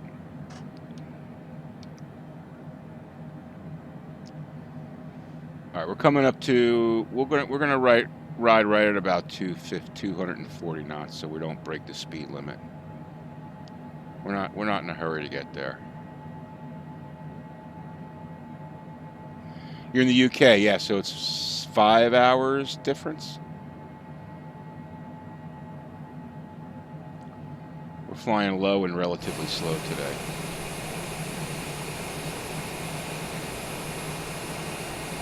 All right, so I got a question for you guys. So here, let me just get my. I'm going to learn how to use the auto throttle. That's my next challenge, but I'm not going to do it on stream. I don't want to bore you guys with that. I will learn how to do that.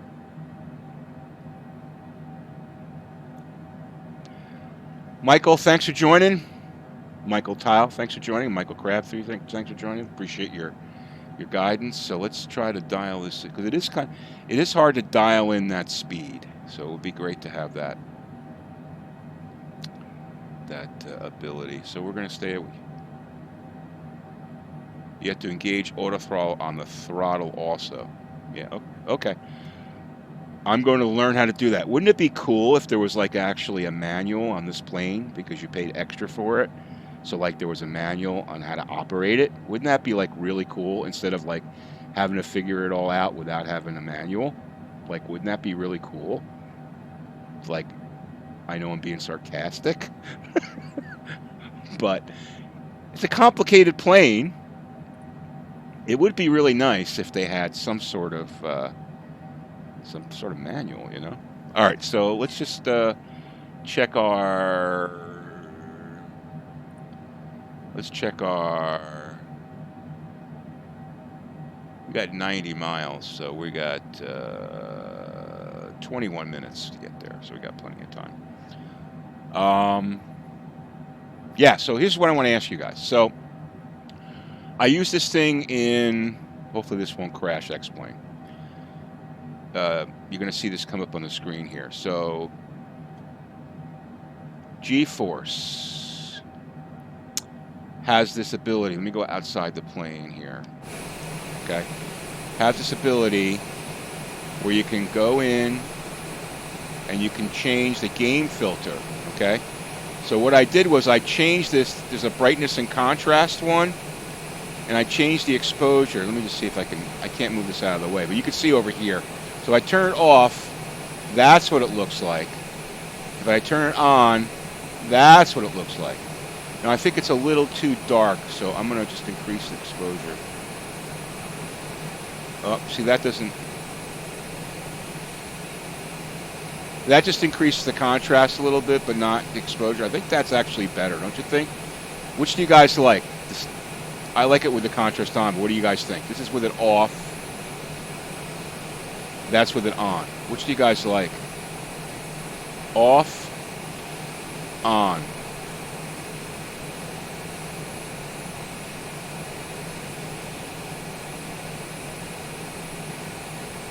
Off. I think on kind of like clears it up. It's just contrast, right? And the highlights a little bit. I say on.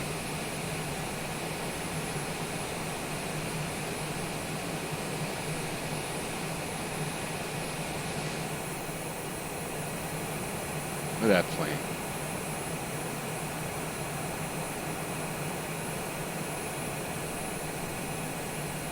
Yeah, I agree on.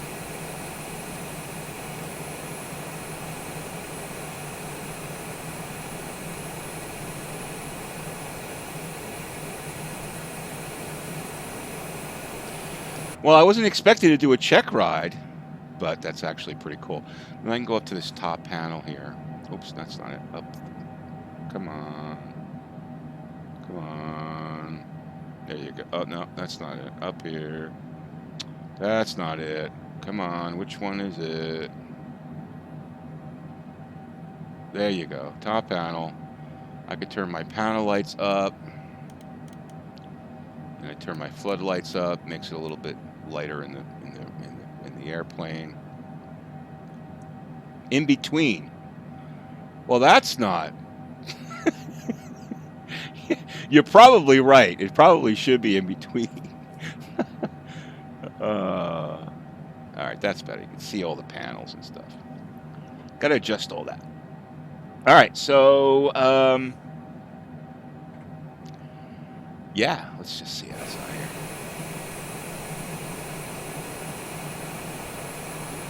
What a beautiful plane. All right, so we're going to do our first job here. I know we're flying. We're not flying a long one. I plan on doing a long flight with this jet. I want to. So the two planes in OnAir that I want to buy are. I'd like to buy this plane for $2.3 million. I got to make a lot of money to do that, and the TBM. So the plan is to buy the TBM, and then to build up the cash to buy this. Now, once I'm starting to get my legs underneath me in this game world. So once that happens, I'm going to set up, I already have a VR aviation group set up on, instead of floodlights, turn the pilot and co-pilot floodlights on.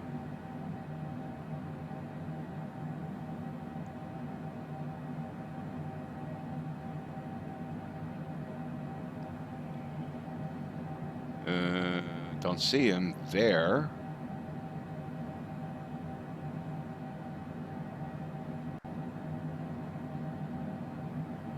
Don't see him there.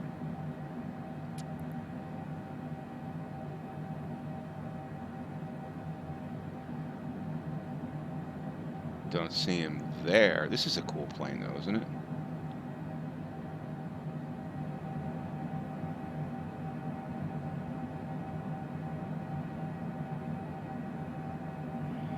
I guess I should have the APU on, right? But this plane doesn't care. I don't see lights there. Where's the pilot and co-pilot? Look here between the...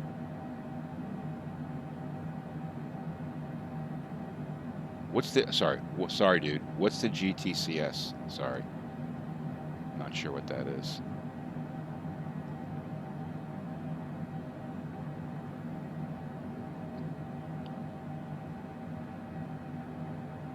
All right, let me go through all of them. So it's not there.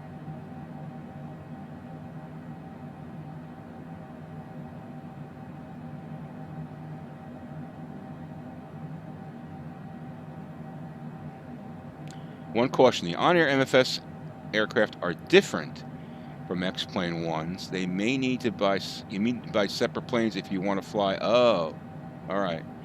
Yeah, but I mean, X-Plane has a TBM 930 as well, so I'm hoping that one will be the same. Go down to the down panels again and wait for me. Okay, so let's go to,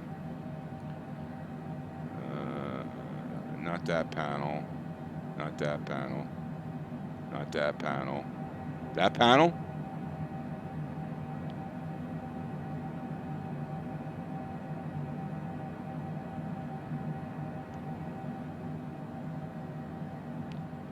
Dude, which panel are you talking about?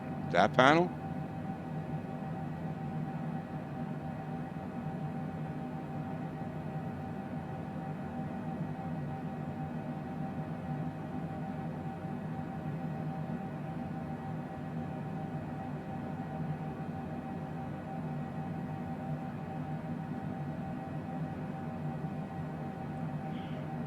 All right, I don't know which one you're talking about. I don't see it anywhere there. I don't see it anywhere there. I don't see it anywhere there. I don't see it anywhere there.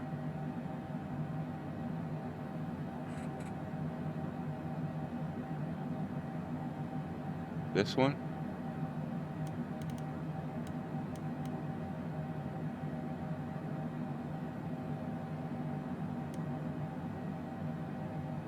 This one, right? Right here.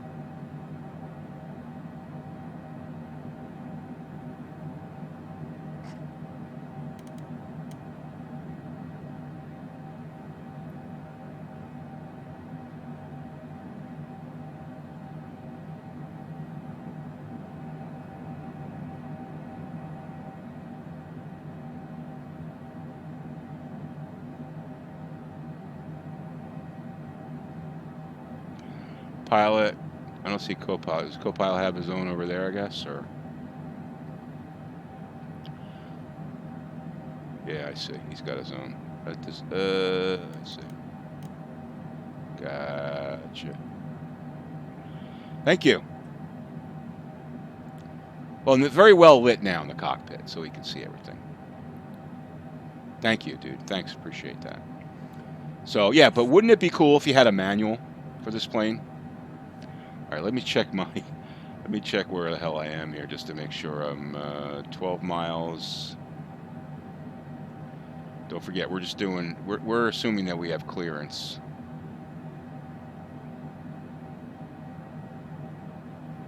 All right, I don't want to screw this up here, so. All right, we're gonna go to, I'm gonna go down here.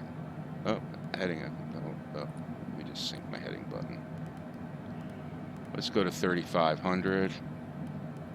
I know I'm breaking every aviation rule on the planet, but I appreciate your help, DeBarkus. You seem to know this plane very well, man. Let's just check out our... By the way, what do you guys think of this thing? It's pretty lame.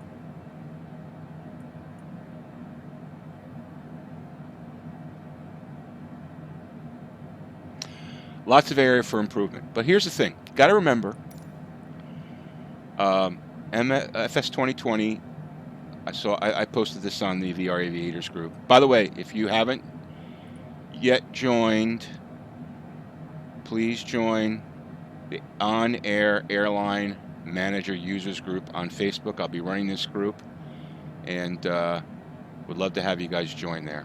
All right, check that out. Just search OnAir Airline Manager Users group. Just search that. All right. So basically,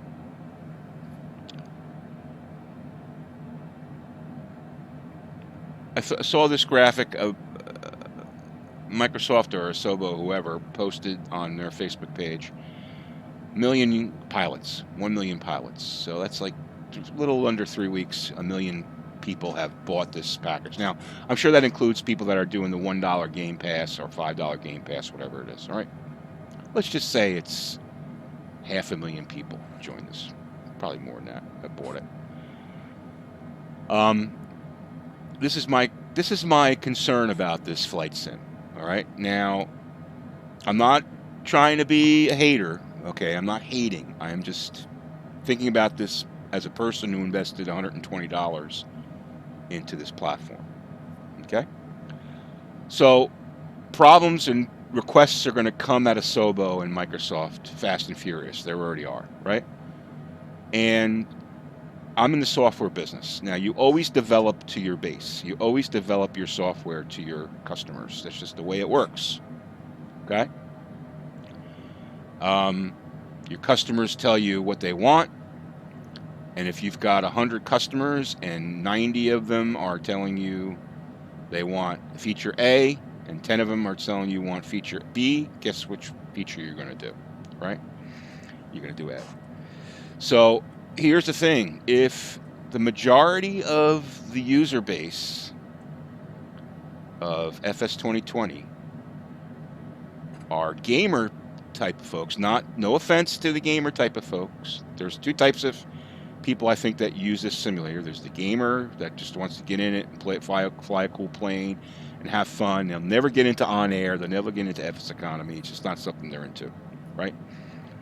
That's one category of user. The other category is the serious flight simmer, like me, who wants to learn how to use the plane properly, even though I'm fumbling with this one, but there are other planes that I have learned, and I will learn this one.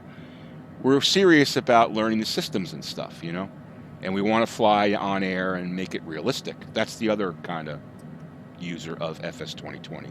If I was to break it down into two types of users.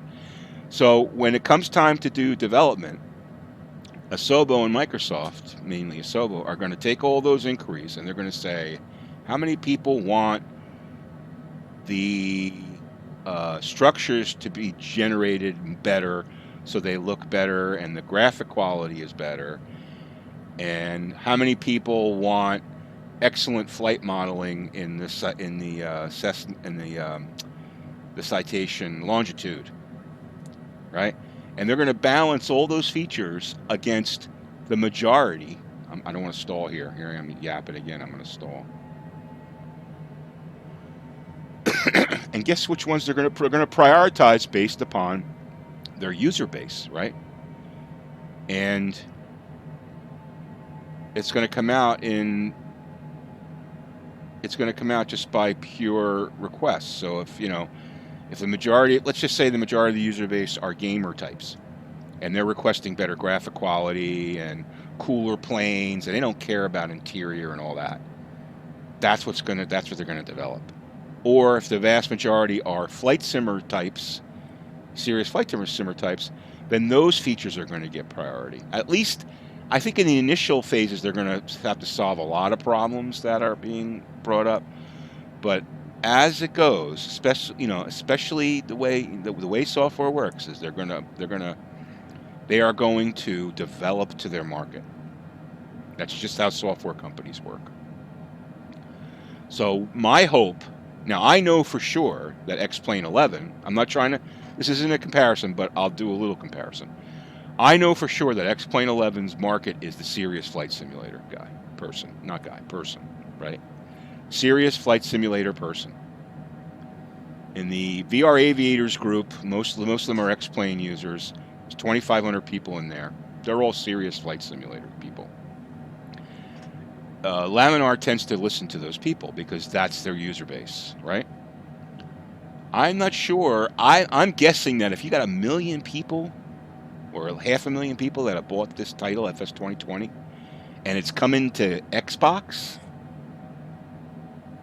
I think the majority of that audience is going to be gamer types, gamer flyers. Again, not that there's anything wrong with that. It's just a different type of, user. So the question is, as a person who's interested if you're like me and you're a serious flight simulator person and you spent $120 on this platform, and now all this Orbix is going to come out and maybe some third-party planes, etc., and you're getting ready to get the credit card out or debit card out or gift card out and add to that 120, I think you got to ask yourself a question. Are you going to be constantly aggravated because they're not fixing the features that are more serious flight simulator related, or are you just going to live with it and hope that third parties make it better? I don't know. It's kind of a question. I kind of look at it as I spent $120. And when I watched all the marketing hype and I bought in pre-release, I watched all the marketing videos, and I watched the developer videos about how they were working on flight modeling and talking to real-world pilots and all that stuff. Again, not to knock it, but I don't think they did a great job with the flight. I'm not a real pilot, but I've flown X-plane for 4 years, and I know X-plane is excellent in its study level models, like the Torque Sim SR22 and the flight. Oh, there's a number of them, okay, and they've pilots will tell you that they got the flight modeling like really well. Okay. I'm disappointed in what was delivered based upon what was advertised. Okay.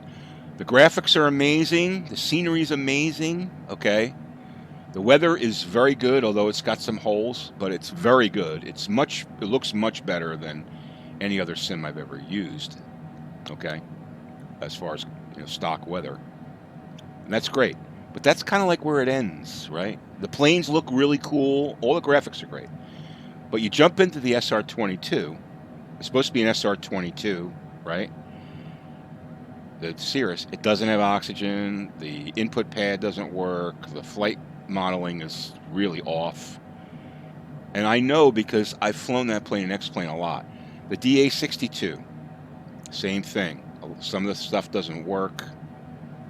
The flight modeling is really, really twitchy.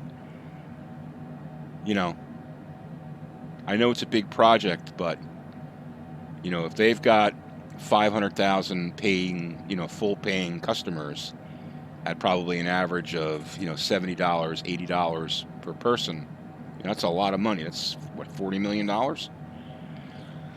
So I am just saying that I think based upon what they were, what Microsoft and Asobo were promising in all of their pre-release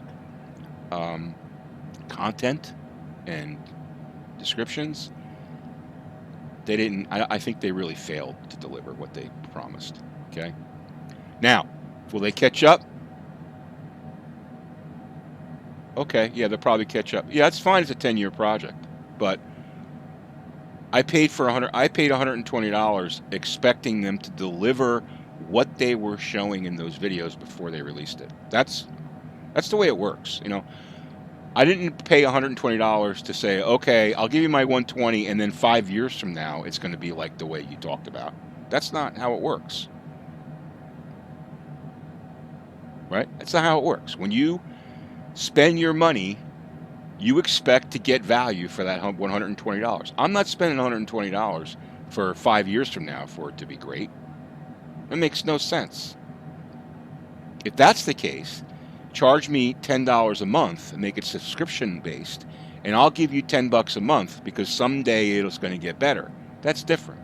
Subscription models are different. They want all the money up front, $120 up front. So that's why I'm a little disappointed. Not to say that it's not fun. I really enjoy it. I love flying this plane. It's fun. Okay. So I'm not saying it's not fun. Did I miss my? No, I'm getting close here. And I'm not saying it's not. There aren't positive things. There are definitely positive things. I'm just saying that what they advertised and what they delivered were two different things. That's just my humble opinion. And I'm not the only one who feels that way. You'll see other people that feel that same way. Now, let's hope that now we're in the hope mode, right? We paid our 120, at least I did. You may not have. You may have paid 60, or you may have did Game Pass. But I paid my 120. Now I got to hope that the flight modeling gets better and the input pad works on this SR22 someday, and the GPS, the G1000 actually shows the plane on the magenta and not off the magenta, and it hits all the waypoints, et cetera, et cetera, et cetera. I got to hope that someday those things get fixed. That's not what I paid for. I paid $120 for that shit to work. That's reality, right? So one thing I think that people that follow me on YouTube know that is I'm not a fanboy, right? So if I see a hole, I'm going to talk about the holes. I talked about the holes in X-Plane 11 VR for 3 years, okay? Those goddamn flickering cloud shadows that were driving me crazy in VR finally got fixed. And I actually sent an email to Austin Myers about it and thanking him. He replied back, okay, because it was insane. And there was a lot of things in VR just was awful on OpenGL. And they finally, and we pushed and pushed and pushed and pushed and pinged and pinged and pinged. And finally they moved to Vulkan and it's much better. Still got issues. The scenery is not great. You got to spend money on Orbix and all that. But, and it's, you know, it's got issues. And I really like X-Plane 11, but I'm not a fanboy. And you're never going to find me as a fanboy, ever.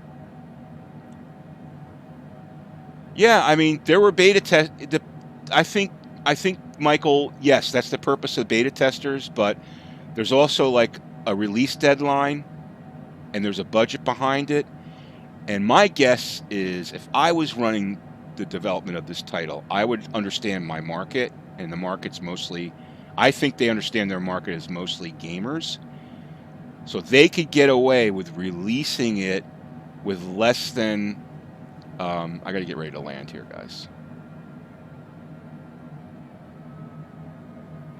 I'm going to get digged on fuel economy here, by the way. So,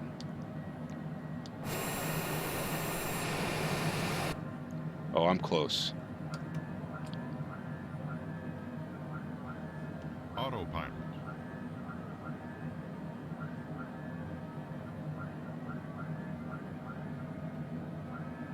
Wow. See, this waypoint didn't work. This waypoint was off. Way off. All right, I can land there.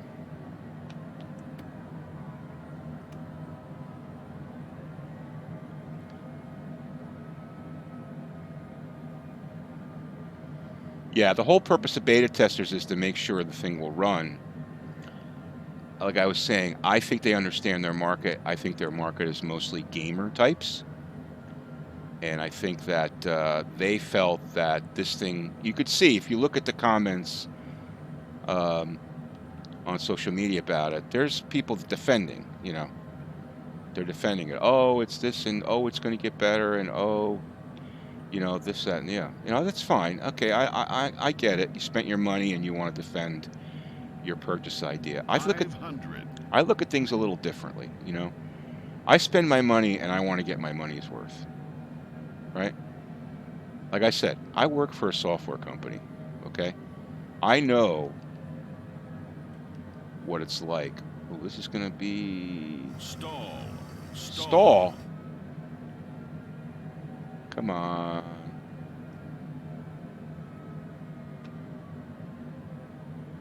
A little off the center, but... Landed at Kilo India Alpha Delta, Washington Dulles INTL. That was crunchy. Anyway, it's kind of a rant, okay? But listen, if I wasn't honest about it, I'm not going to sit here and say, "Oh, this is amazing. It's the most amazing flight simulator." I wouldn't say that about any flight sim. They all have their holes. End off stall. What? Start of stall? What? You know, I think you guys watch me because I'm honest, right?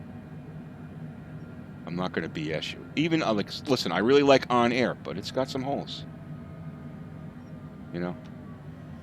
And $120 is a lot of money to spend on a flight simulator. I only spent $60 on X-Plane 11. Now, I did buy add-on planes and such. It's going to be a tight turn. Ground handling, awful. Ground handling is awful in these planes. The controls, awful.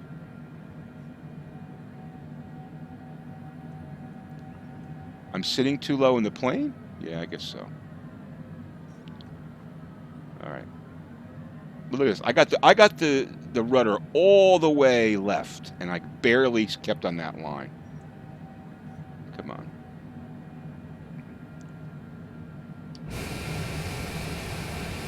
Let's clean up the flaps.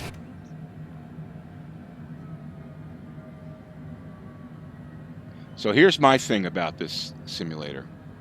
By the way, I have no idea where the hell I'm going here. I guess I could pull this up. I guess I could scroll in here. I could park over here.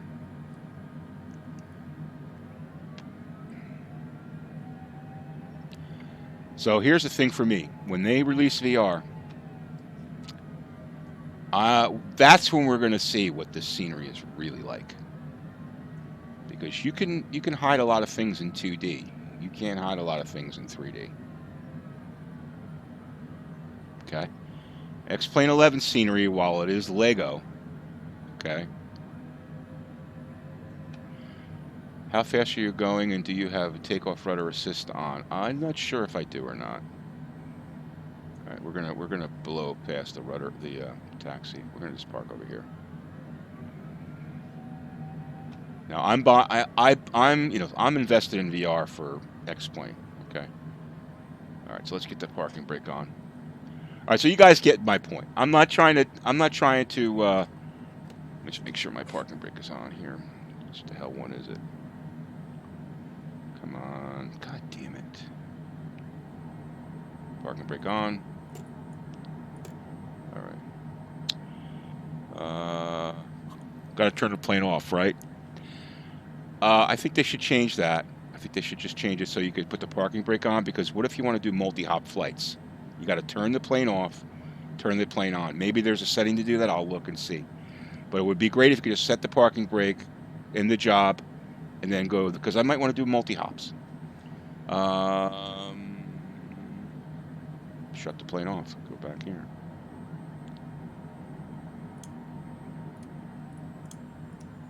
End of flight. Registered in OnAir company.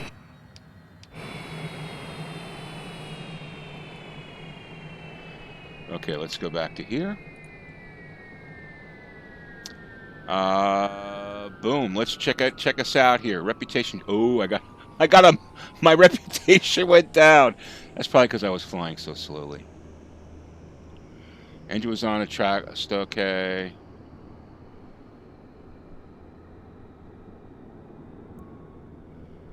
Okay. Yeah, I went over speed here. Aircraft stalled. You get dinged for all that shit. Okay. So where's my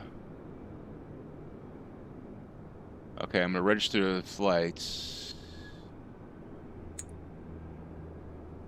Where's my flight results?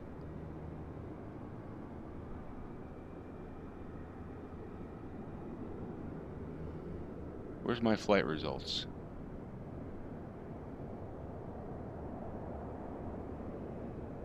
Where's my flight results? Come on. Oh, okay. Go to dashboard, I guess. Like flight logs, I probably could go to completed.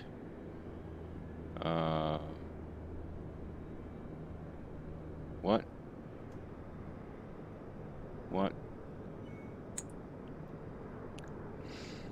Okay, where's my flight results?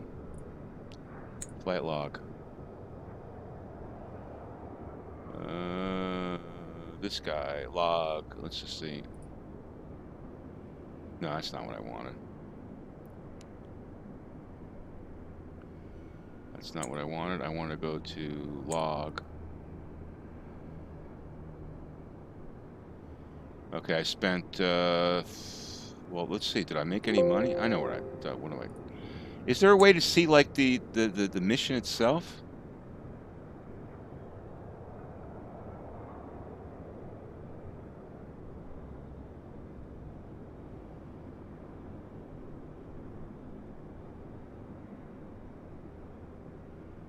Show details. Come on, man. Oh, here we go. Where's the money? Didn't I make... Oh, I don't make the money until I go back? Okay.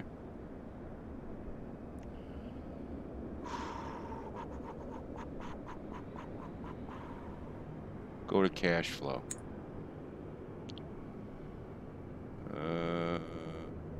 In here?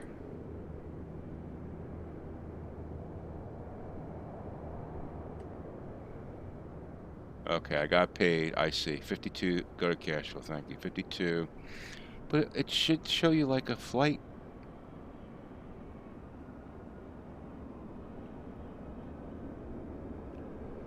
So let me just see here. So there's my sister renting fee for the Checkride. There's my fuel, and I can get my bond back. So if I get my bond back, I basically make money now. My company completed jobs. My company completed jobs. Thank you. Completed jobs. There we go. But it doesn't give you any details, dude. Yeah, I mean, I'm like, what I'm looking for is like the details of the flight. How much fuel burn, all that stuff. So if I go to this, I can't click in on that. Okay, well, I guess they don't give you the completed job. Okay, I'll have to look into that. So I'll get my money back. I'll get that 53K back once I, yeah, not much data, yeah. So it would be nice if they had, like, they showed you when you completed the job, like, how much fuel you burned, how much you spent on that, like basically a balance sheet for that particular job. Just show it right there, you know? Anyway, I'm sure they're getting a lot of suggestions. I mean, I'll tell you, OnAir, I think, is very cool. I really do enjoy it. I think there's some areas that they need to add to. It's not that expensive, so I think it's, you know, it's... What I like about it is the realism. I really do like that. Like, it forced... Like the check rides. Like, at first I was aggravated. But actually, that's really actually pretty cool when you think about it. It's forcing you to be able to fly the plane safely. Yeah, I already got the money, but I have to get the bond back by flying back. I got to fly this plane back now. So after we finish streaming here, I'm going to fly this plane back. Unless you guys want to join me to do it. You guys want to join me to fly it back? We can do it right now. Let's see. Let me go to...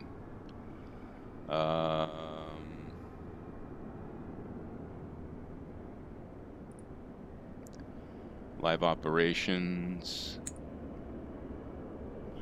Well, let's see if I can get a job back from, where am I? KI, yeah, I want to get a job back from, so I want to go to search jobs, wait, find jobs. I want to go KIAD. See, if I could, here's another thing I'd like to be able to search from airport to airport. I want to search from KIAD to KMIV. How do I do that? Is there any way to do that? No. I don't know a way to do that. Okay. Do I have to, is the only way to figure that out is to go through and look at each one of these? Or is there a way to just filter this so I only see the jobs back to KIAD or Millville? Or I could just do... Yeah, there has to be filter. I could go to KMIV. I could do that, okay?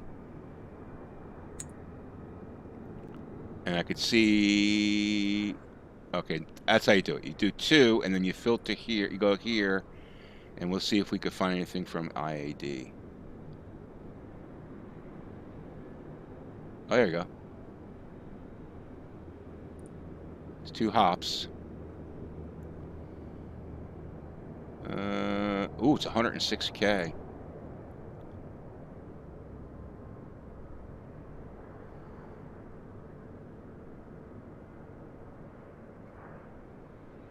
Oh, that's a good one. I think, but it's 2 hops. So what I'll do is I'll fly 1 hop, guys, and then I'm going to have to end. So let's take that. Okay, just make sure. All right, let's go to, where am I going now? Live map.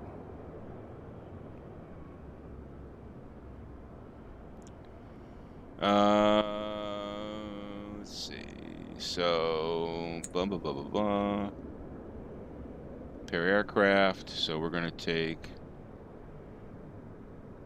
go to, I guess we could go to, let's see. I'm going to go to Millville first, right? Because it doesn't matter which one I go to first, right? I just got to complete both legs. So I can go to Millville first, right? So Millville's 114 miles. I'm just going to put a little bit more fuel in. Oh, that's not right.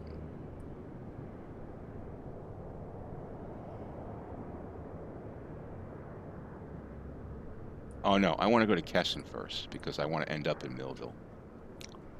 That would be a wasted trip. See? You got to think about that. All right, so let's do this. Now, do I have to do a quick? Can I do a quick engine start here? I guess hopefully I can. All right, so I got the plane.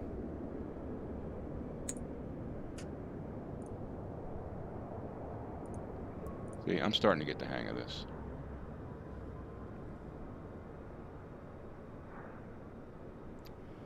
Where the hell was I going? ESN. KESN.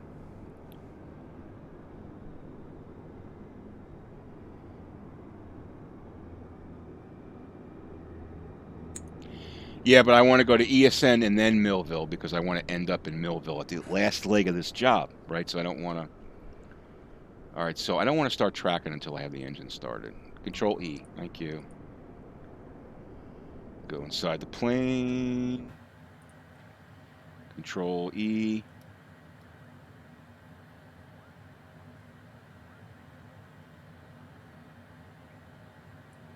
Okay, let me just make sure.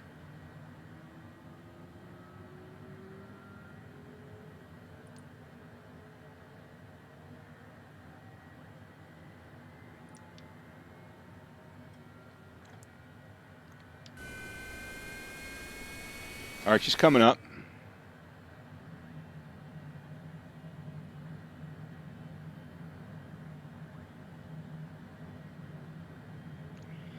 I don't see anything happening here, though.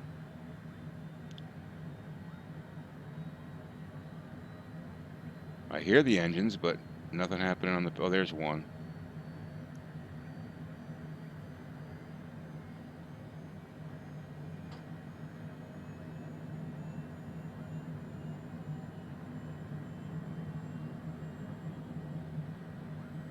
There we go.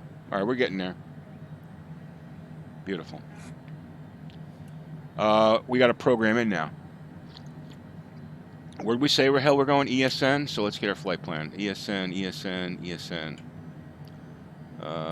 ESN. So let's go to flight plan. At origin. KIAD. Destination. KESN.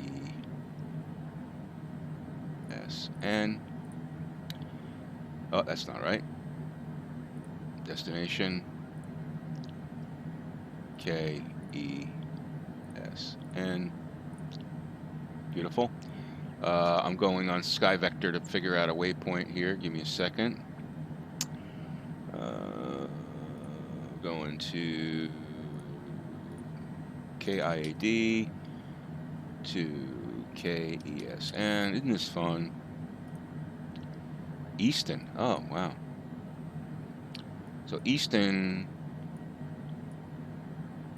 let's see, my waypoint, I want to get, oh, that's not right. Duh. Easton, where the hell is Easton?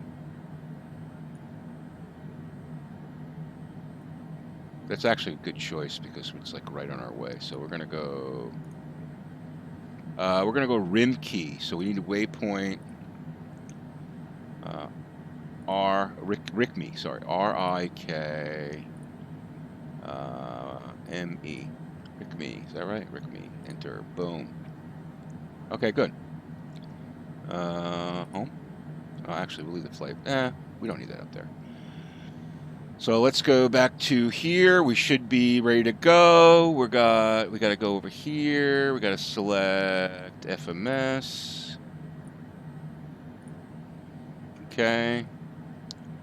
And let's see. Let's get our altitude. We'll fly at. Let's go a little higher. We'll go to 6,000. And we're gonna go nav. FLC. Come on. Why doesn't this...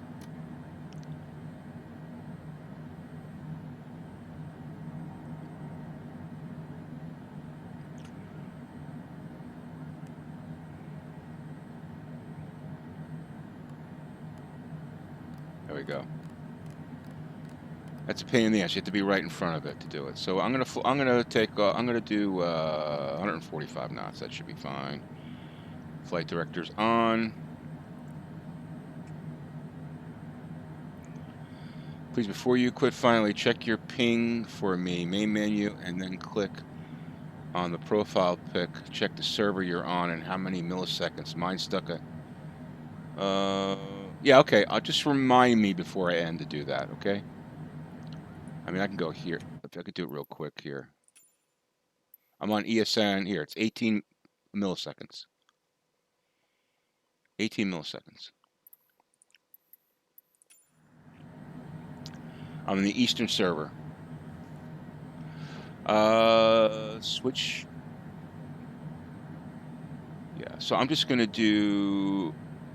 I'm not going to worry about the auto throttle. I'm just going to do FMC. So we got our flight level control. Did we start our job yet? No. All right, start tracking.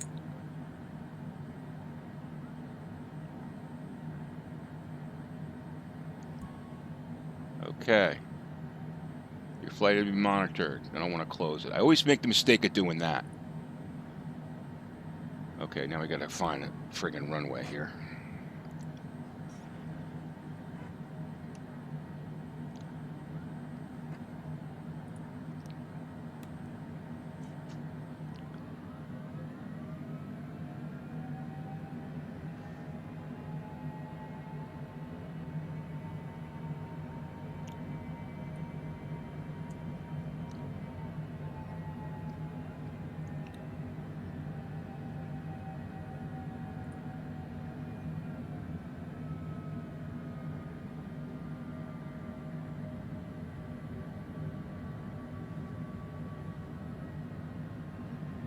Kind of bumpy there. What the hell?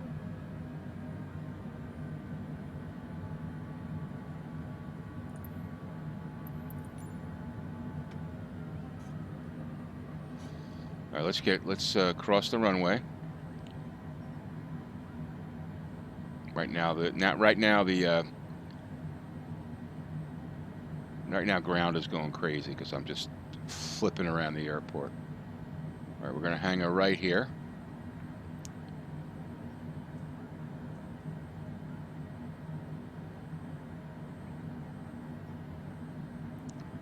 All right.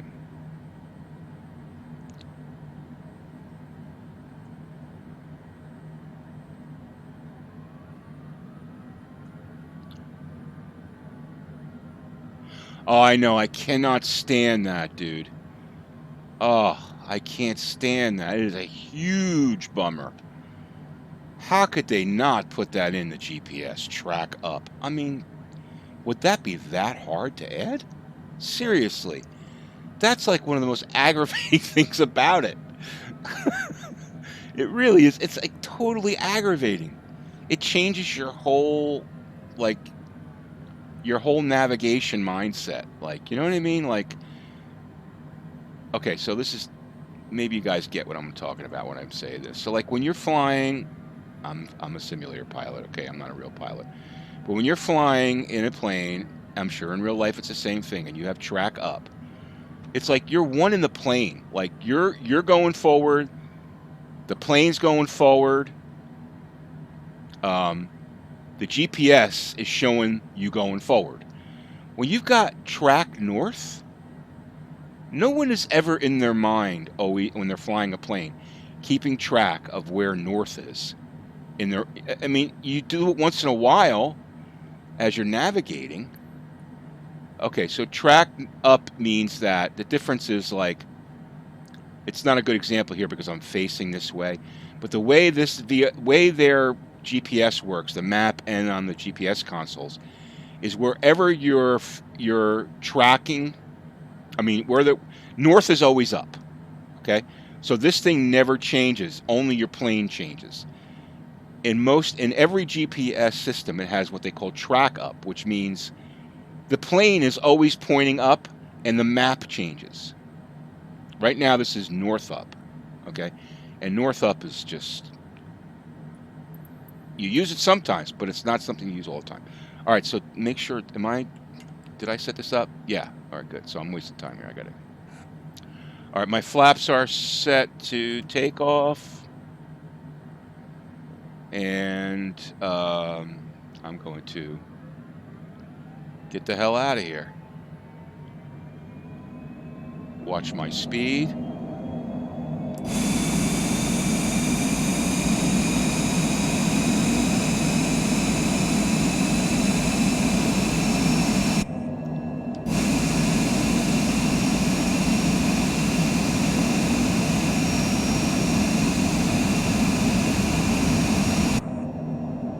Little hard to steer. What do you think of the ground handling, guys? 1 to 10. Ooh, that was a quick up. Man, that was a quick up there. 1 to 10. What do you think of the ground handling?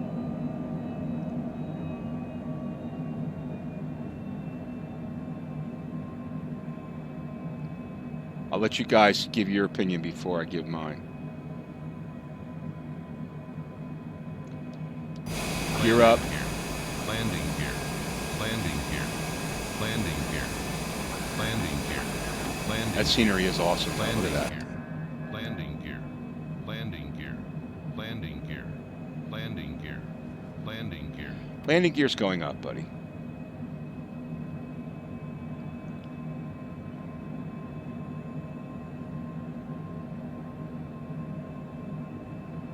All right, so now I'm going to put my autopilot on. Stall. Oh, Stall. come on. Stall. Stall. Stall. Autopilot. Stall. Stall. What? Stall. Stall. Okay, give me a break. Stall. Stall. Now I'm going to get dinged for that. Stall. Stall. Yeah, I say it's a 3. I agree with you. It's a 3. Stall. And the reality is, if it's a 3, like this plane is not handling. If it's a 3, it should be it's basically a 0. Yeah, I'm shooting up like a freaking rocket here. What? I mean,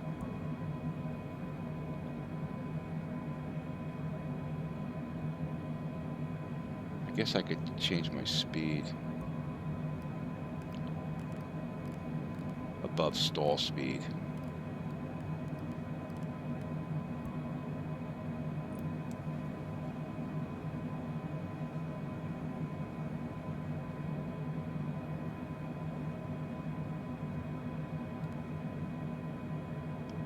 Seriously? That's terrible. Okay, that's just messed up. I don't think that's the way it should go here. So we got the autopilot off here. Yeah, so if it's a 3, it should basically a 0. All right, so we're going to go back to vertical speed, and we're going to go up 600 feet, and we're going to put autopilot on now, so that should be a nice. Come on, why are you doing?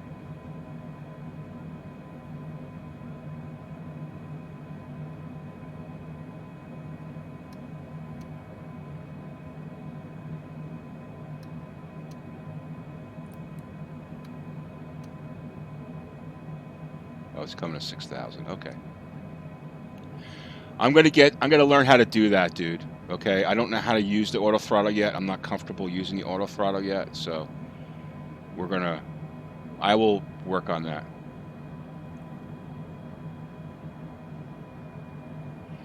Yeah, I'm not sure about the side. Yeah, I think I saw John fly use that SPAD thing for his SciTech panels. I don't have SciTech panels, so I don't have to really worry too much about that. Like I'm more of a VR flyer. All right, so it looks like we're good here. Did I get my flaps are up? Set your speed to 250 and arm. Okay, so I'm going to set my speed to 250. Let me see if I can do that. Set my speed to 250. Oh, come on. I got to fix... come on. Damn it.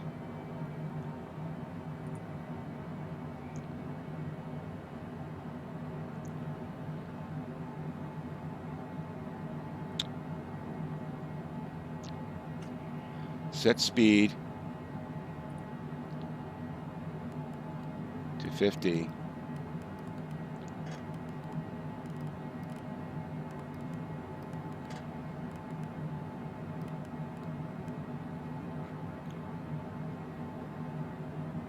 I'm going to get dinged for that. Where's the auto throttle?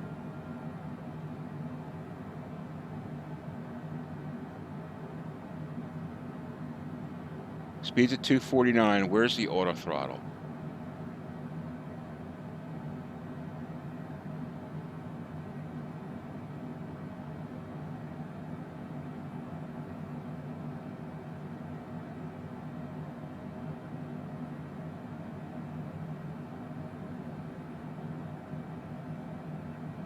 Help me out. Where's the auto throttle?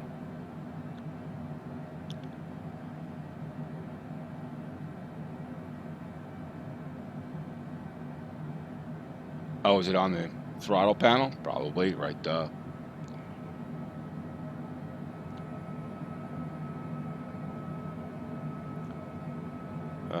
Where's the auto throttle?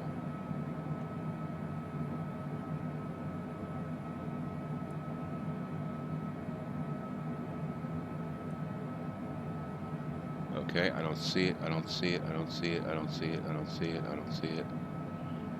I don't see it, I don't see it, I don't see it, I don't see it.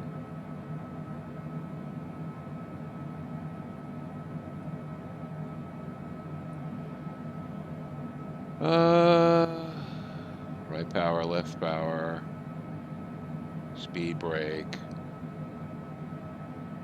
Okay, where the hell is it? Arm auto throttle, arm, okay, boom.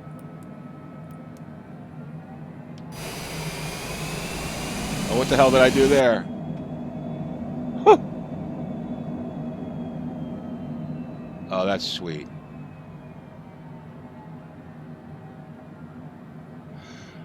But don't you think that was a little bit of a tasty acceleration there? Now, will those auto throttles go? What turns them off? Do I have to like go back there and click them off? How do I turn it off quickly? Do I have to go back and click them off?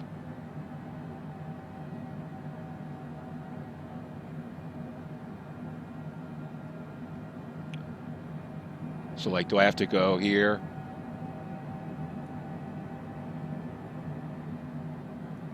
It's right here. Boy, yeah, but it got me to speed like way too fast. It should be more gradual than that. I'm gonna take these off.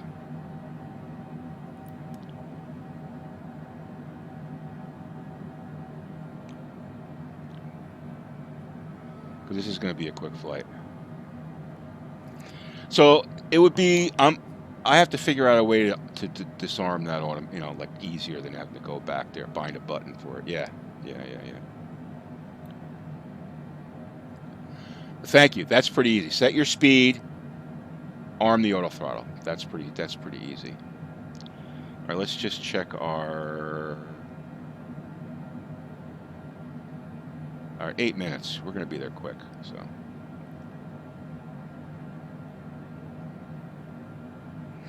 Yeah, it shouldn't. Don't you? It shouldn't be like that. It should be like sped up, super fast.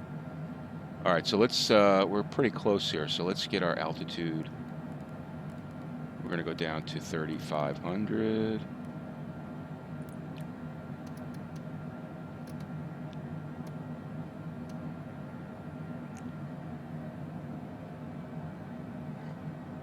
Educational for me, guys. I'm certainly learning about it, which is awesome. Listen, the first stream I did on Microsoft Flight Simulator was 8 hours. It was the longest stream I ever did. We're on 4 hours here. How long have we been going here? 2 hours and 45 minutes. It's all right. I appreciate all the help. We learn together. We could probably complete the job to Millville too.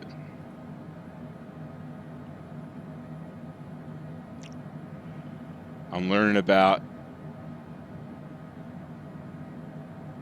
the pardon me. I'm learning about the longitude. So let me ask you a question. Has anybody written up a document on just the basic functionality of this plane?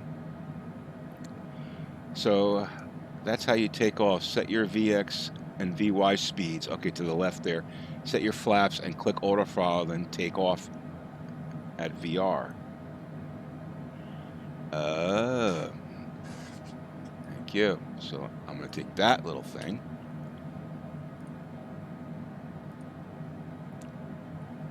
And I'm going to, hold on. Here's my MFS notes. There you go. See that? All these little tidbits. Where's that other one you said? Auto throttle. Where does it say? You just say auto throttle.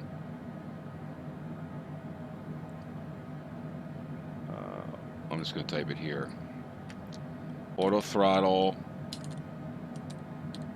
on throttle levers. I'll know where they are, but just in case. We're talking about the longitude here. All right, good. Gotta have notes. Well, thanks for watching, Scully. I appreciate it. Yeah, if someone, it would be awesome if there was a manual on this plane, right? Because you wouldn't have to ask all these damn questions. Let's check out where we are here.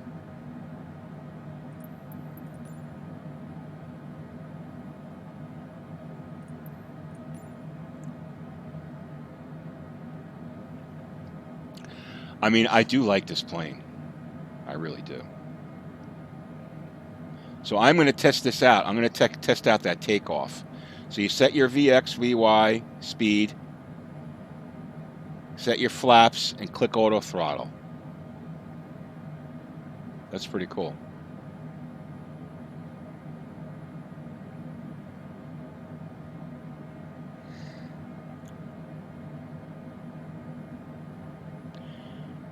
Well, glad that you're back, dude.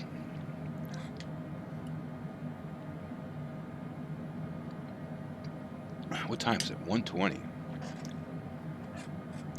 right, let's get it. We don't want to go too slow here.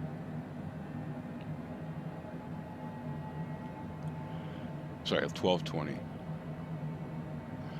Okay, well, it's good to know. You only press one of the buttons. They're double to make it easy. Oh, I see. Okay, I gotcha. I got you. Depending on which, right, they have it on both sides, depending on where you're sitting. I get you.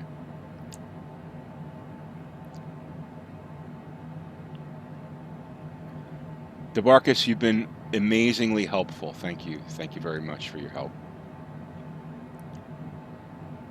Oh, so there you go. I'm speeding up again.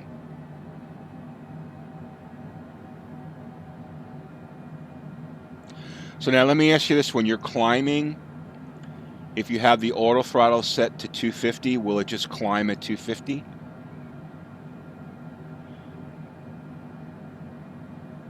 Or do you basically turn off auto throttle off and use the FLC to climb?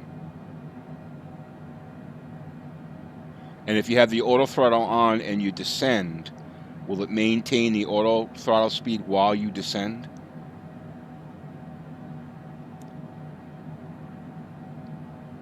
Two questions there. First one, I guess climbing you use FLC, but on descending, can you use the auto throttle to hold the speed as you're descending.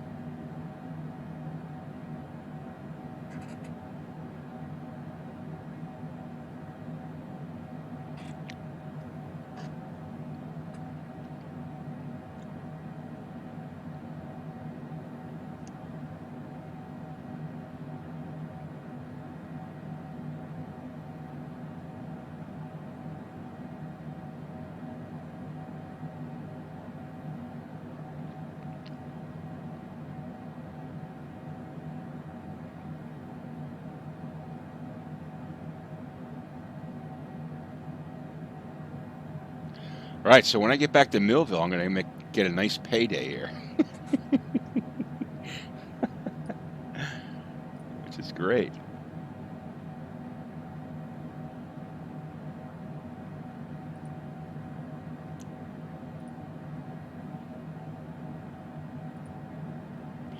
Hey guys, if you haven't hit subscribe, please do. I'd appreciate you subscribe to the channel and hit that notification bell so you get notified when I'm streaming.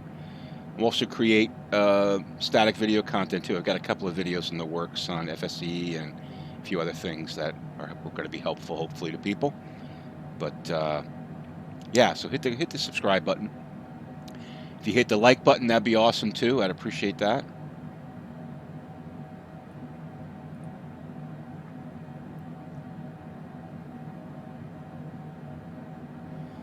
Is KTAS the same as KN in the game?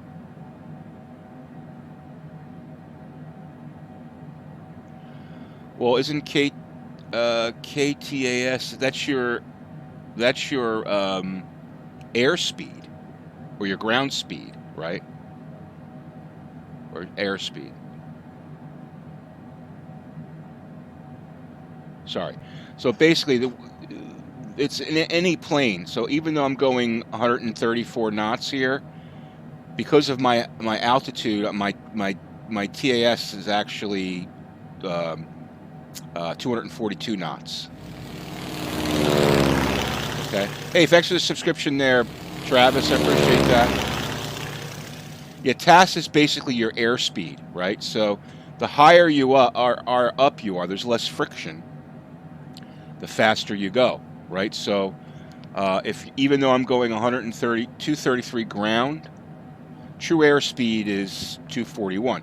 So if I was up like at 31,000 feet, my true airspeed would probably be like 280, 290. I don't know exactly. I'm making it up.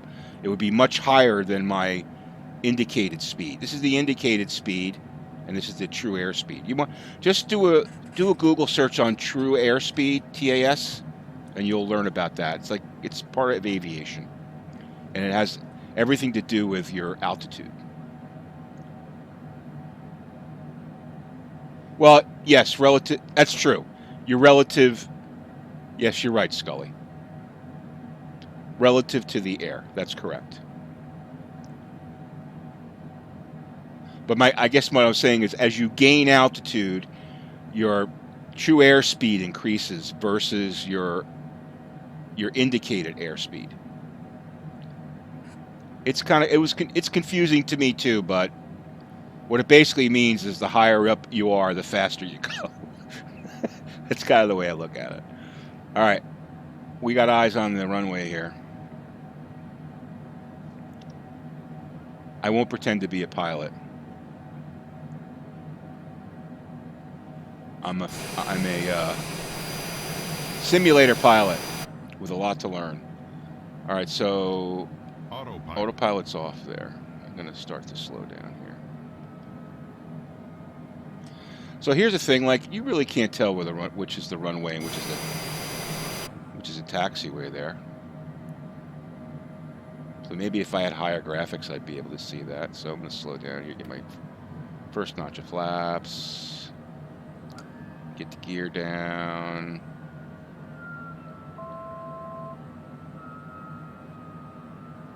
I'm going to assume it's that white strip, even though I can't really see it very well. I can probably zoom in here. Yeah, it is. Okay. Full next notch of flaps. Get my elevator trim up. Best thing to do is Google true airspeed, and you'll learn about it.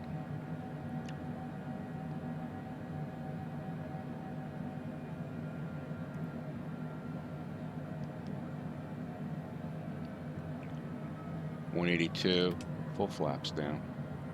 I'm sure I'm over speeding the flaps, but you know.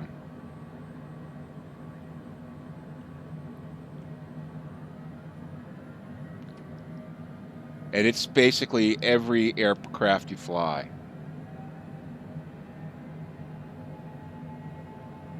Any aircraft.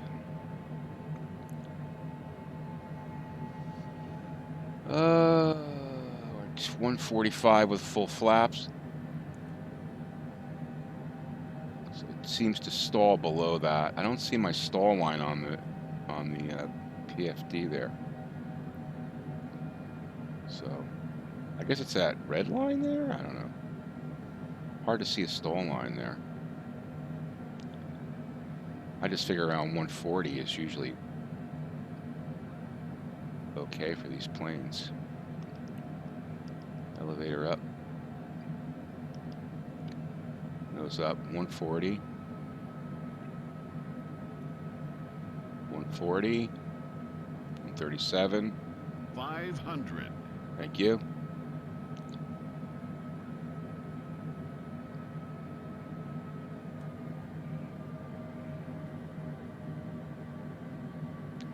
It's basically a controlled crash. Stall. Now, why is that a stall? I mean, I'm going to get dinged on that. Landed at Kilo Echo Sierra Oh, shit. November, Whoa, what Easton the hell? / Newnham. That nose come up like that again? That was weird. Maybe my elevators were too high.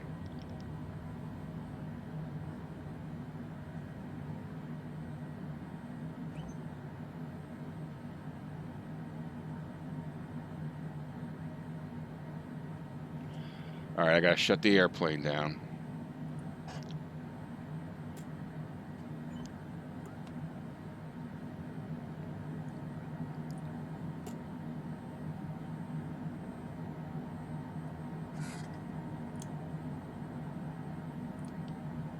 Oh, that's not it. Where the hell is it? Here it is.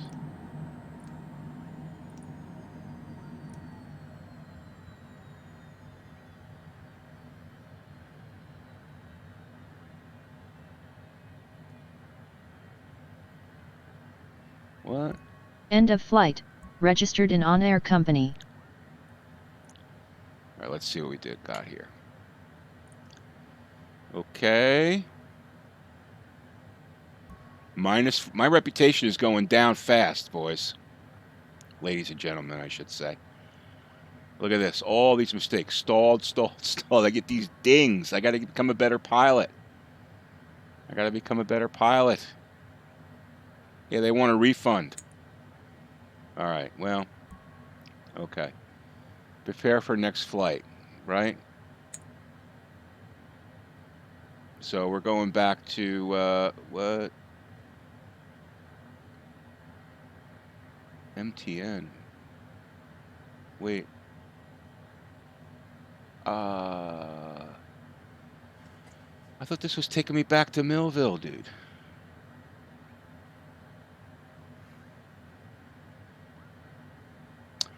All right, guys, I'm gonna have to do this later because I gotta run, guys.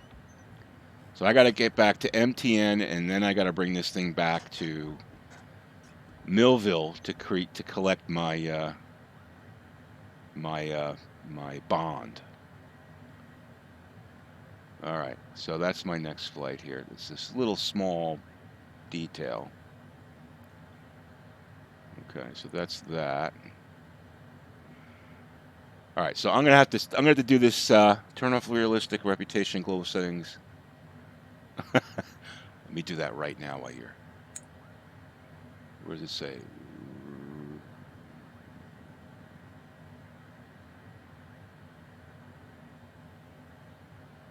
Realistic procedures. This right here.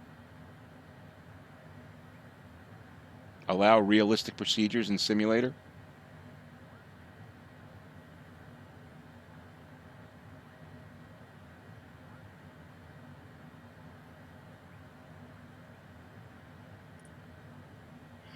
But I got to return it to get the bond back, don't I? It's $53K.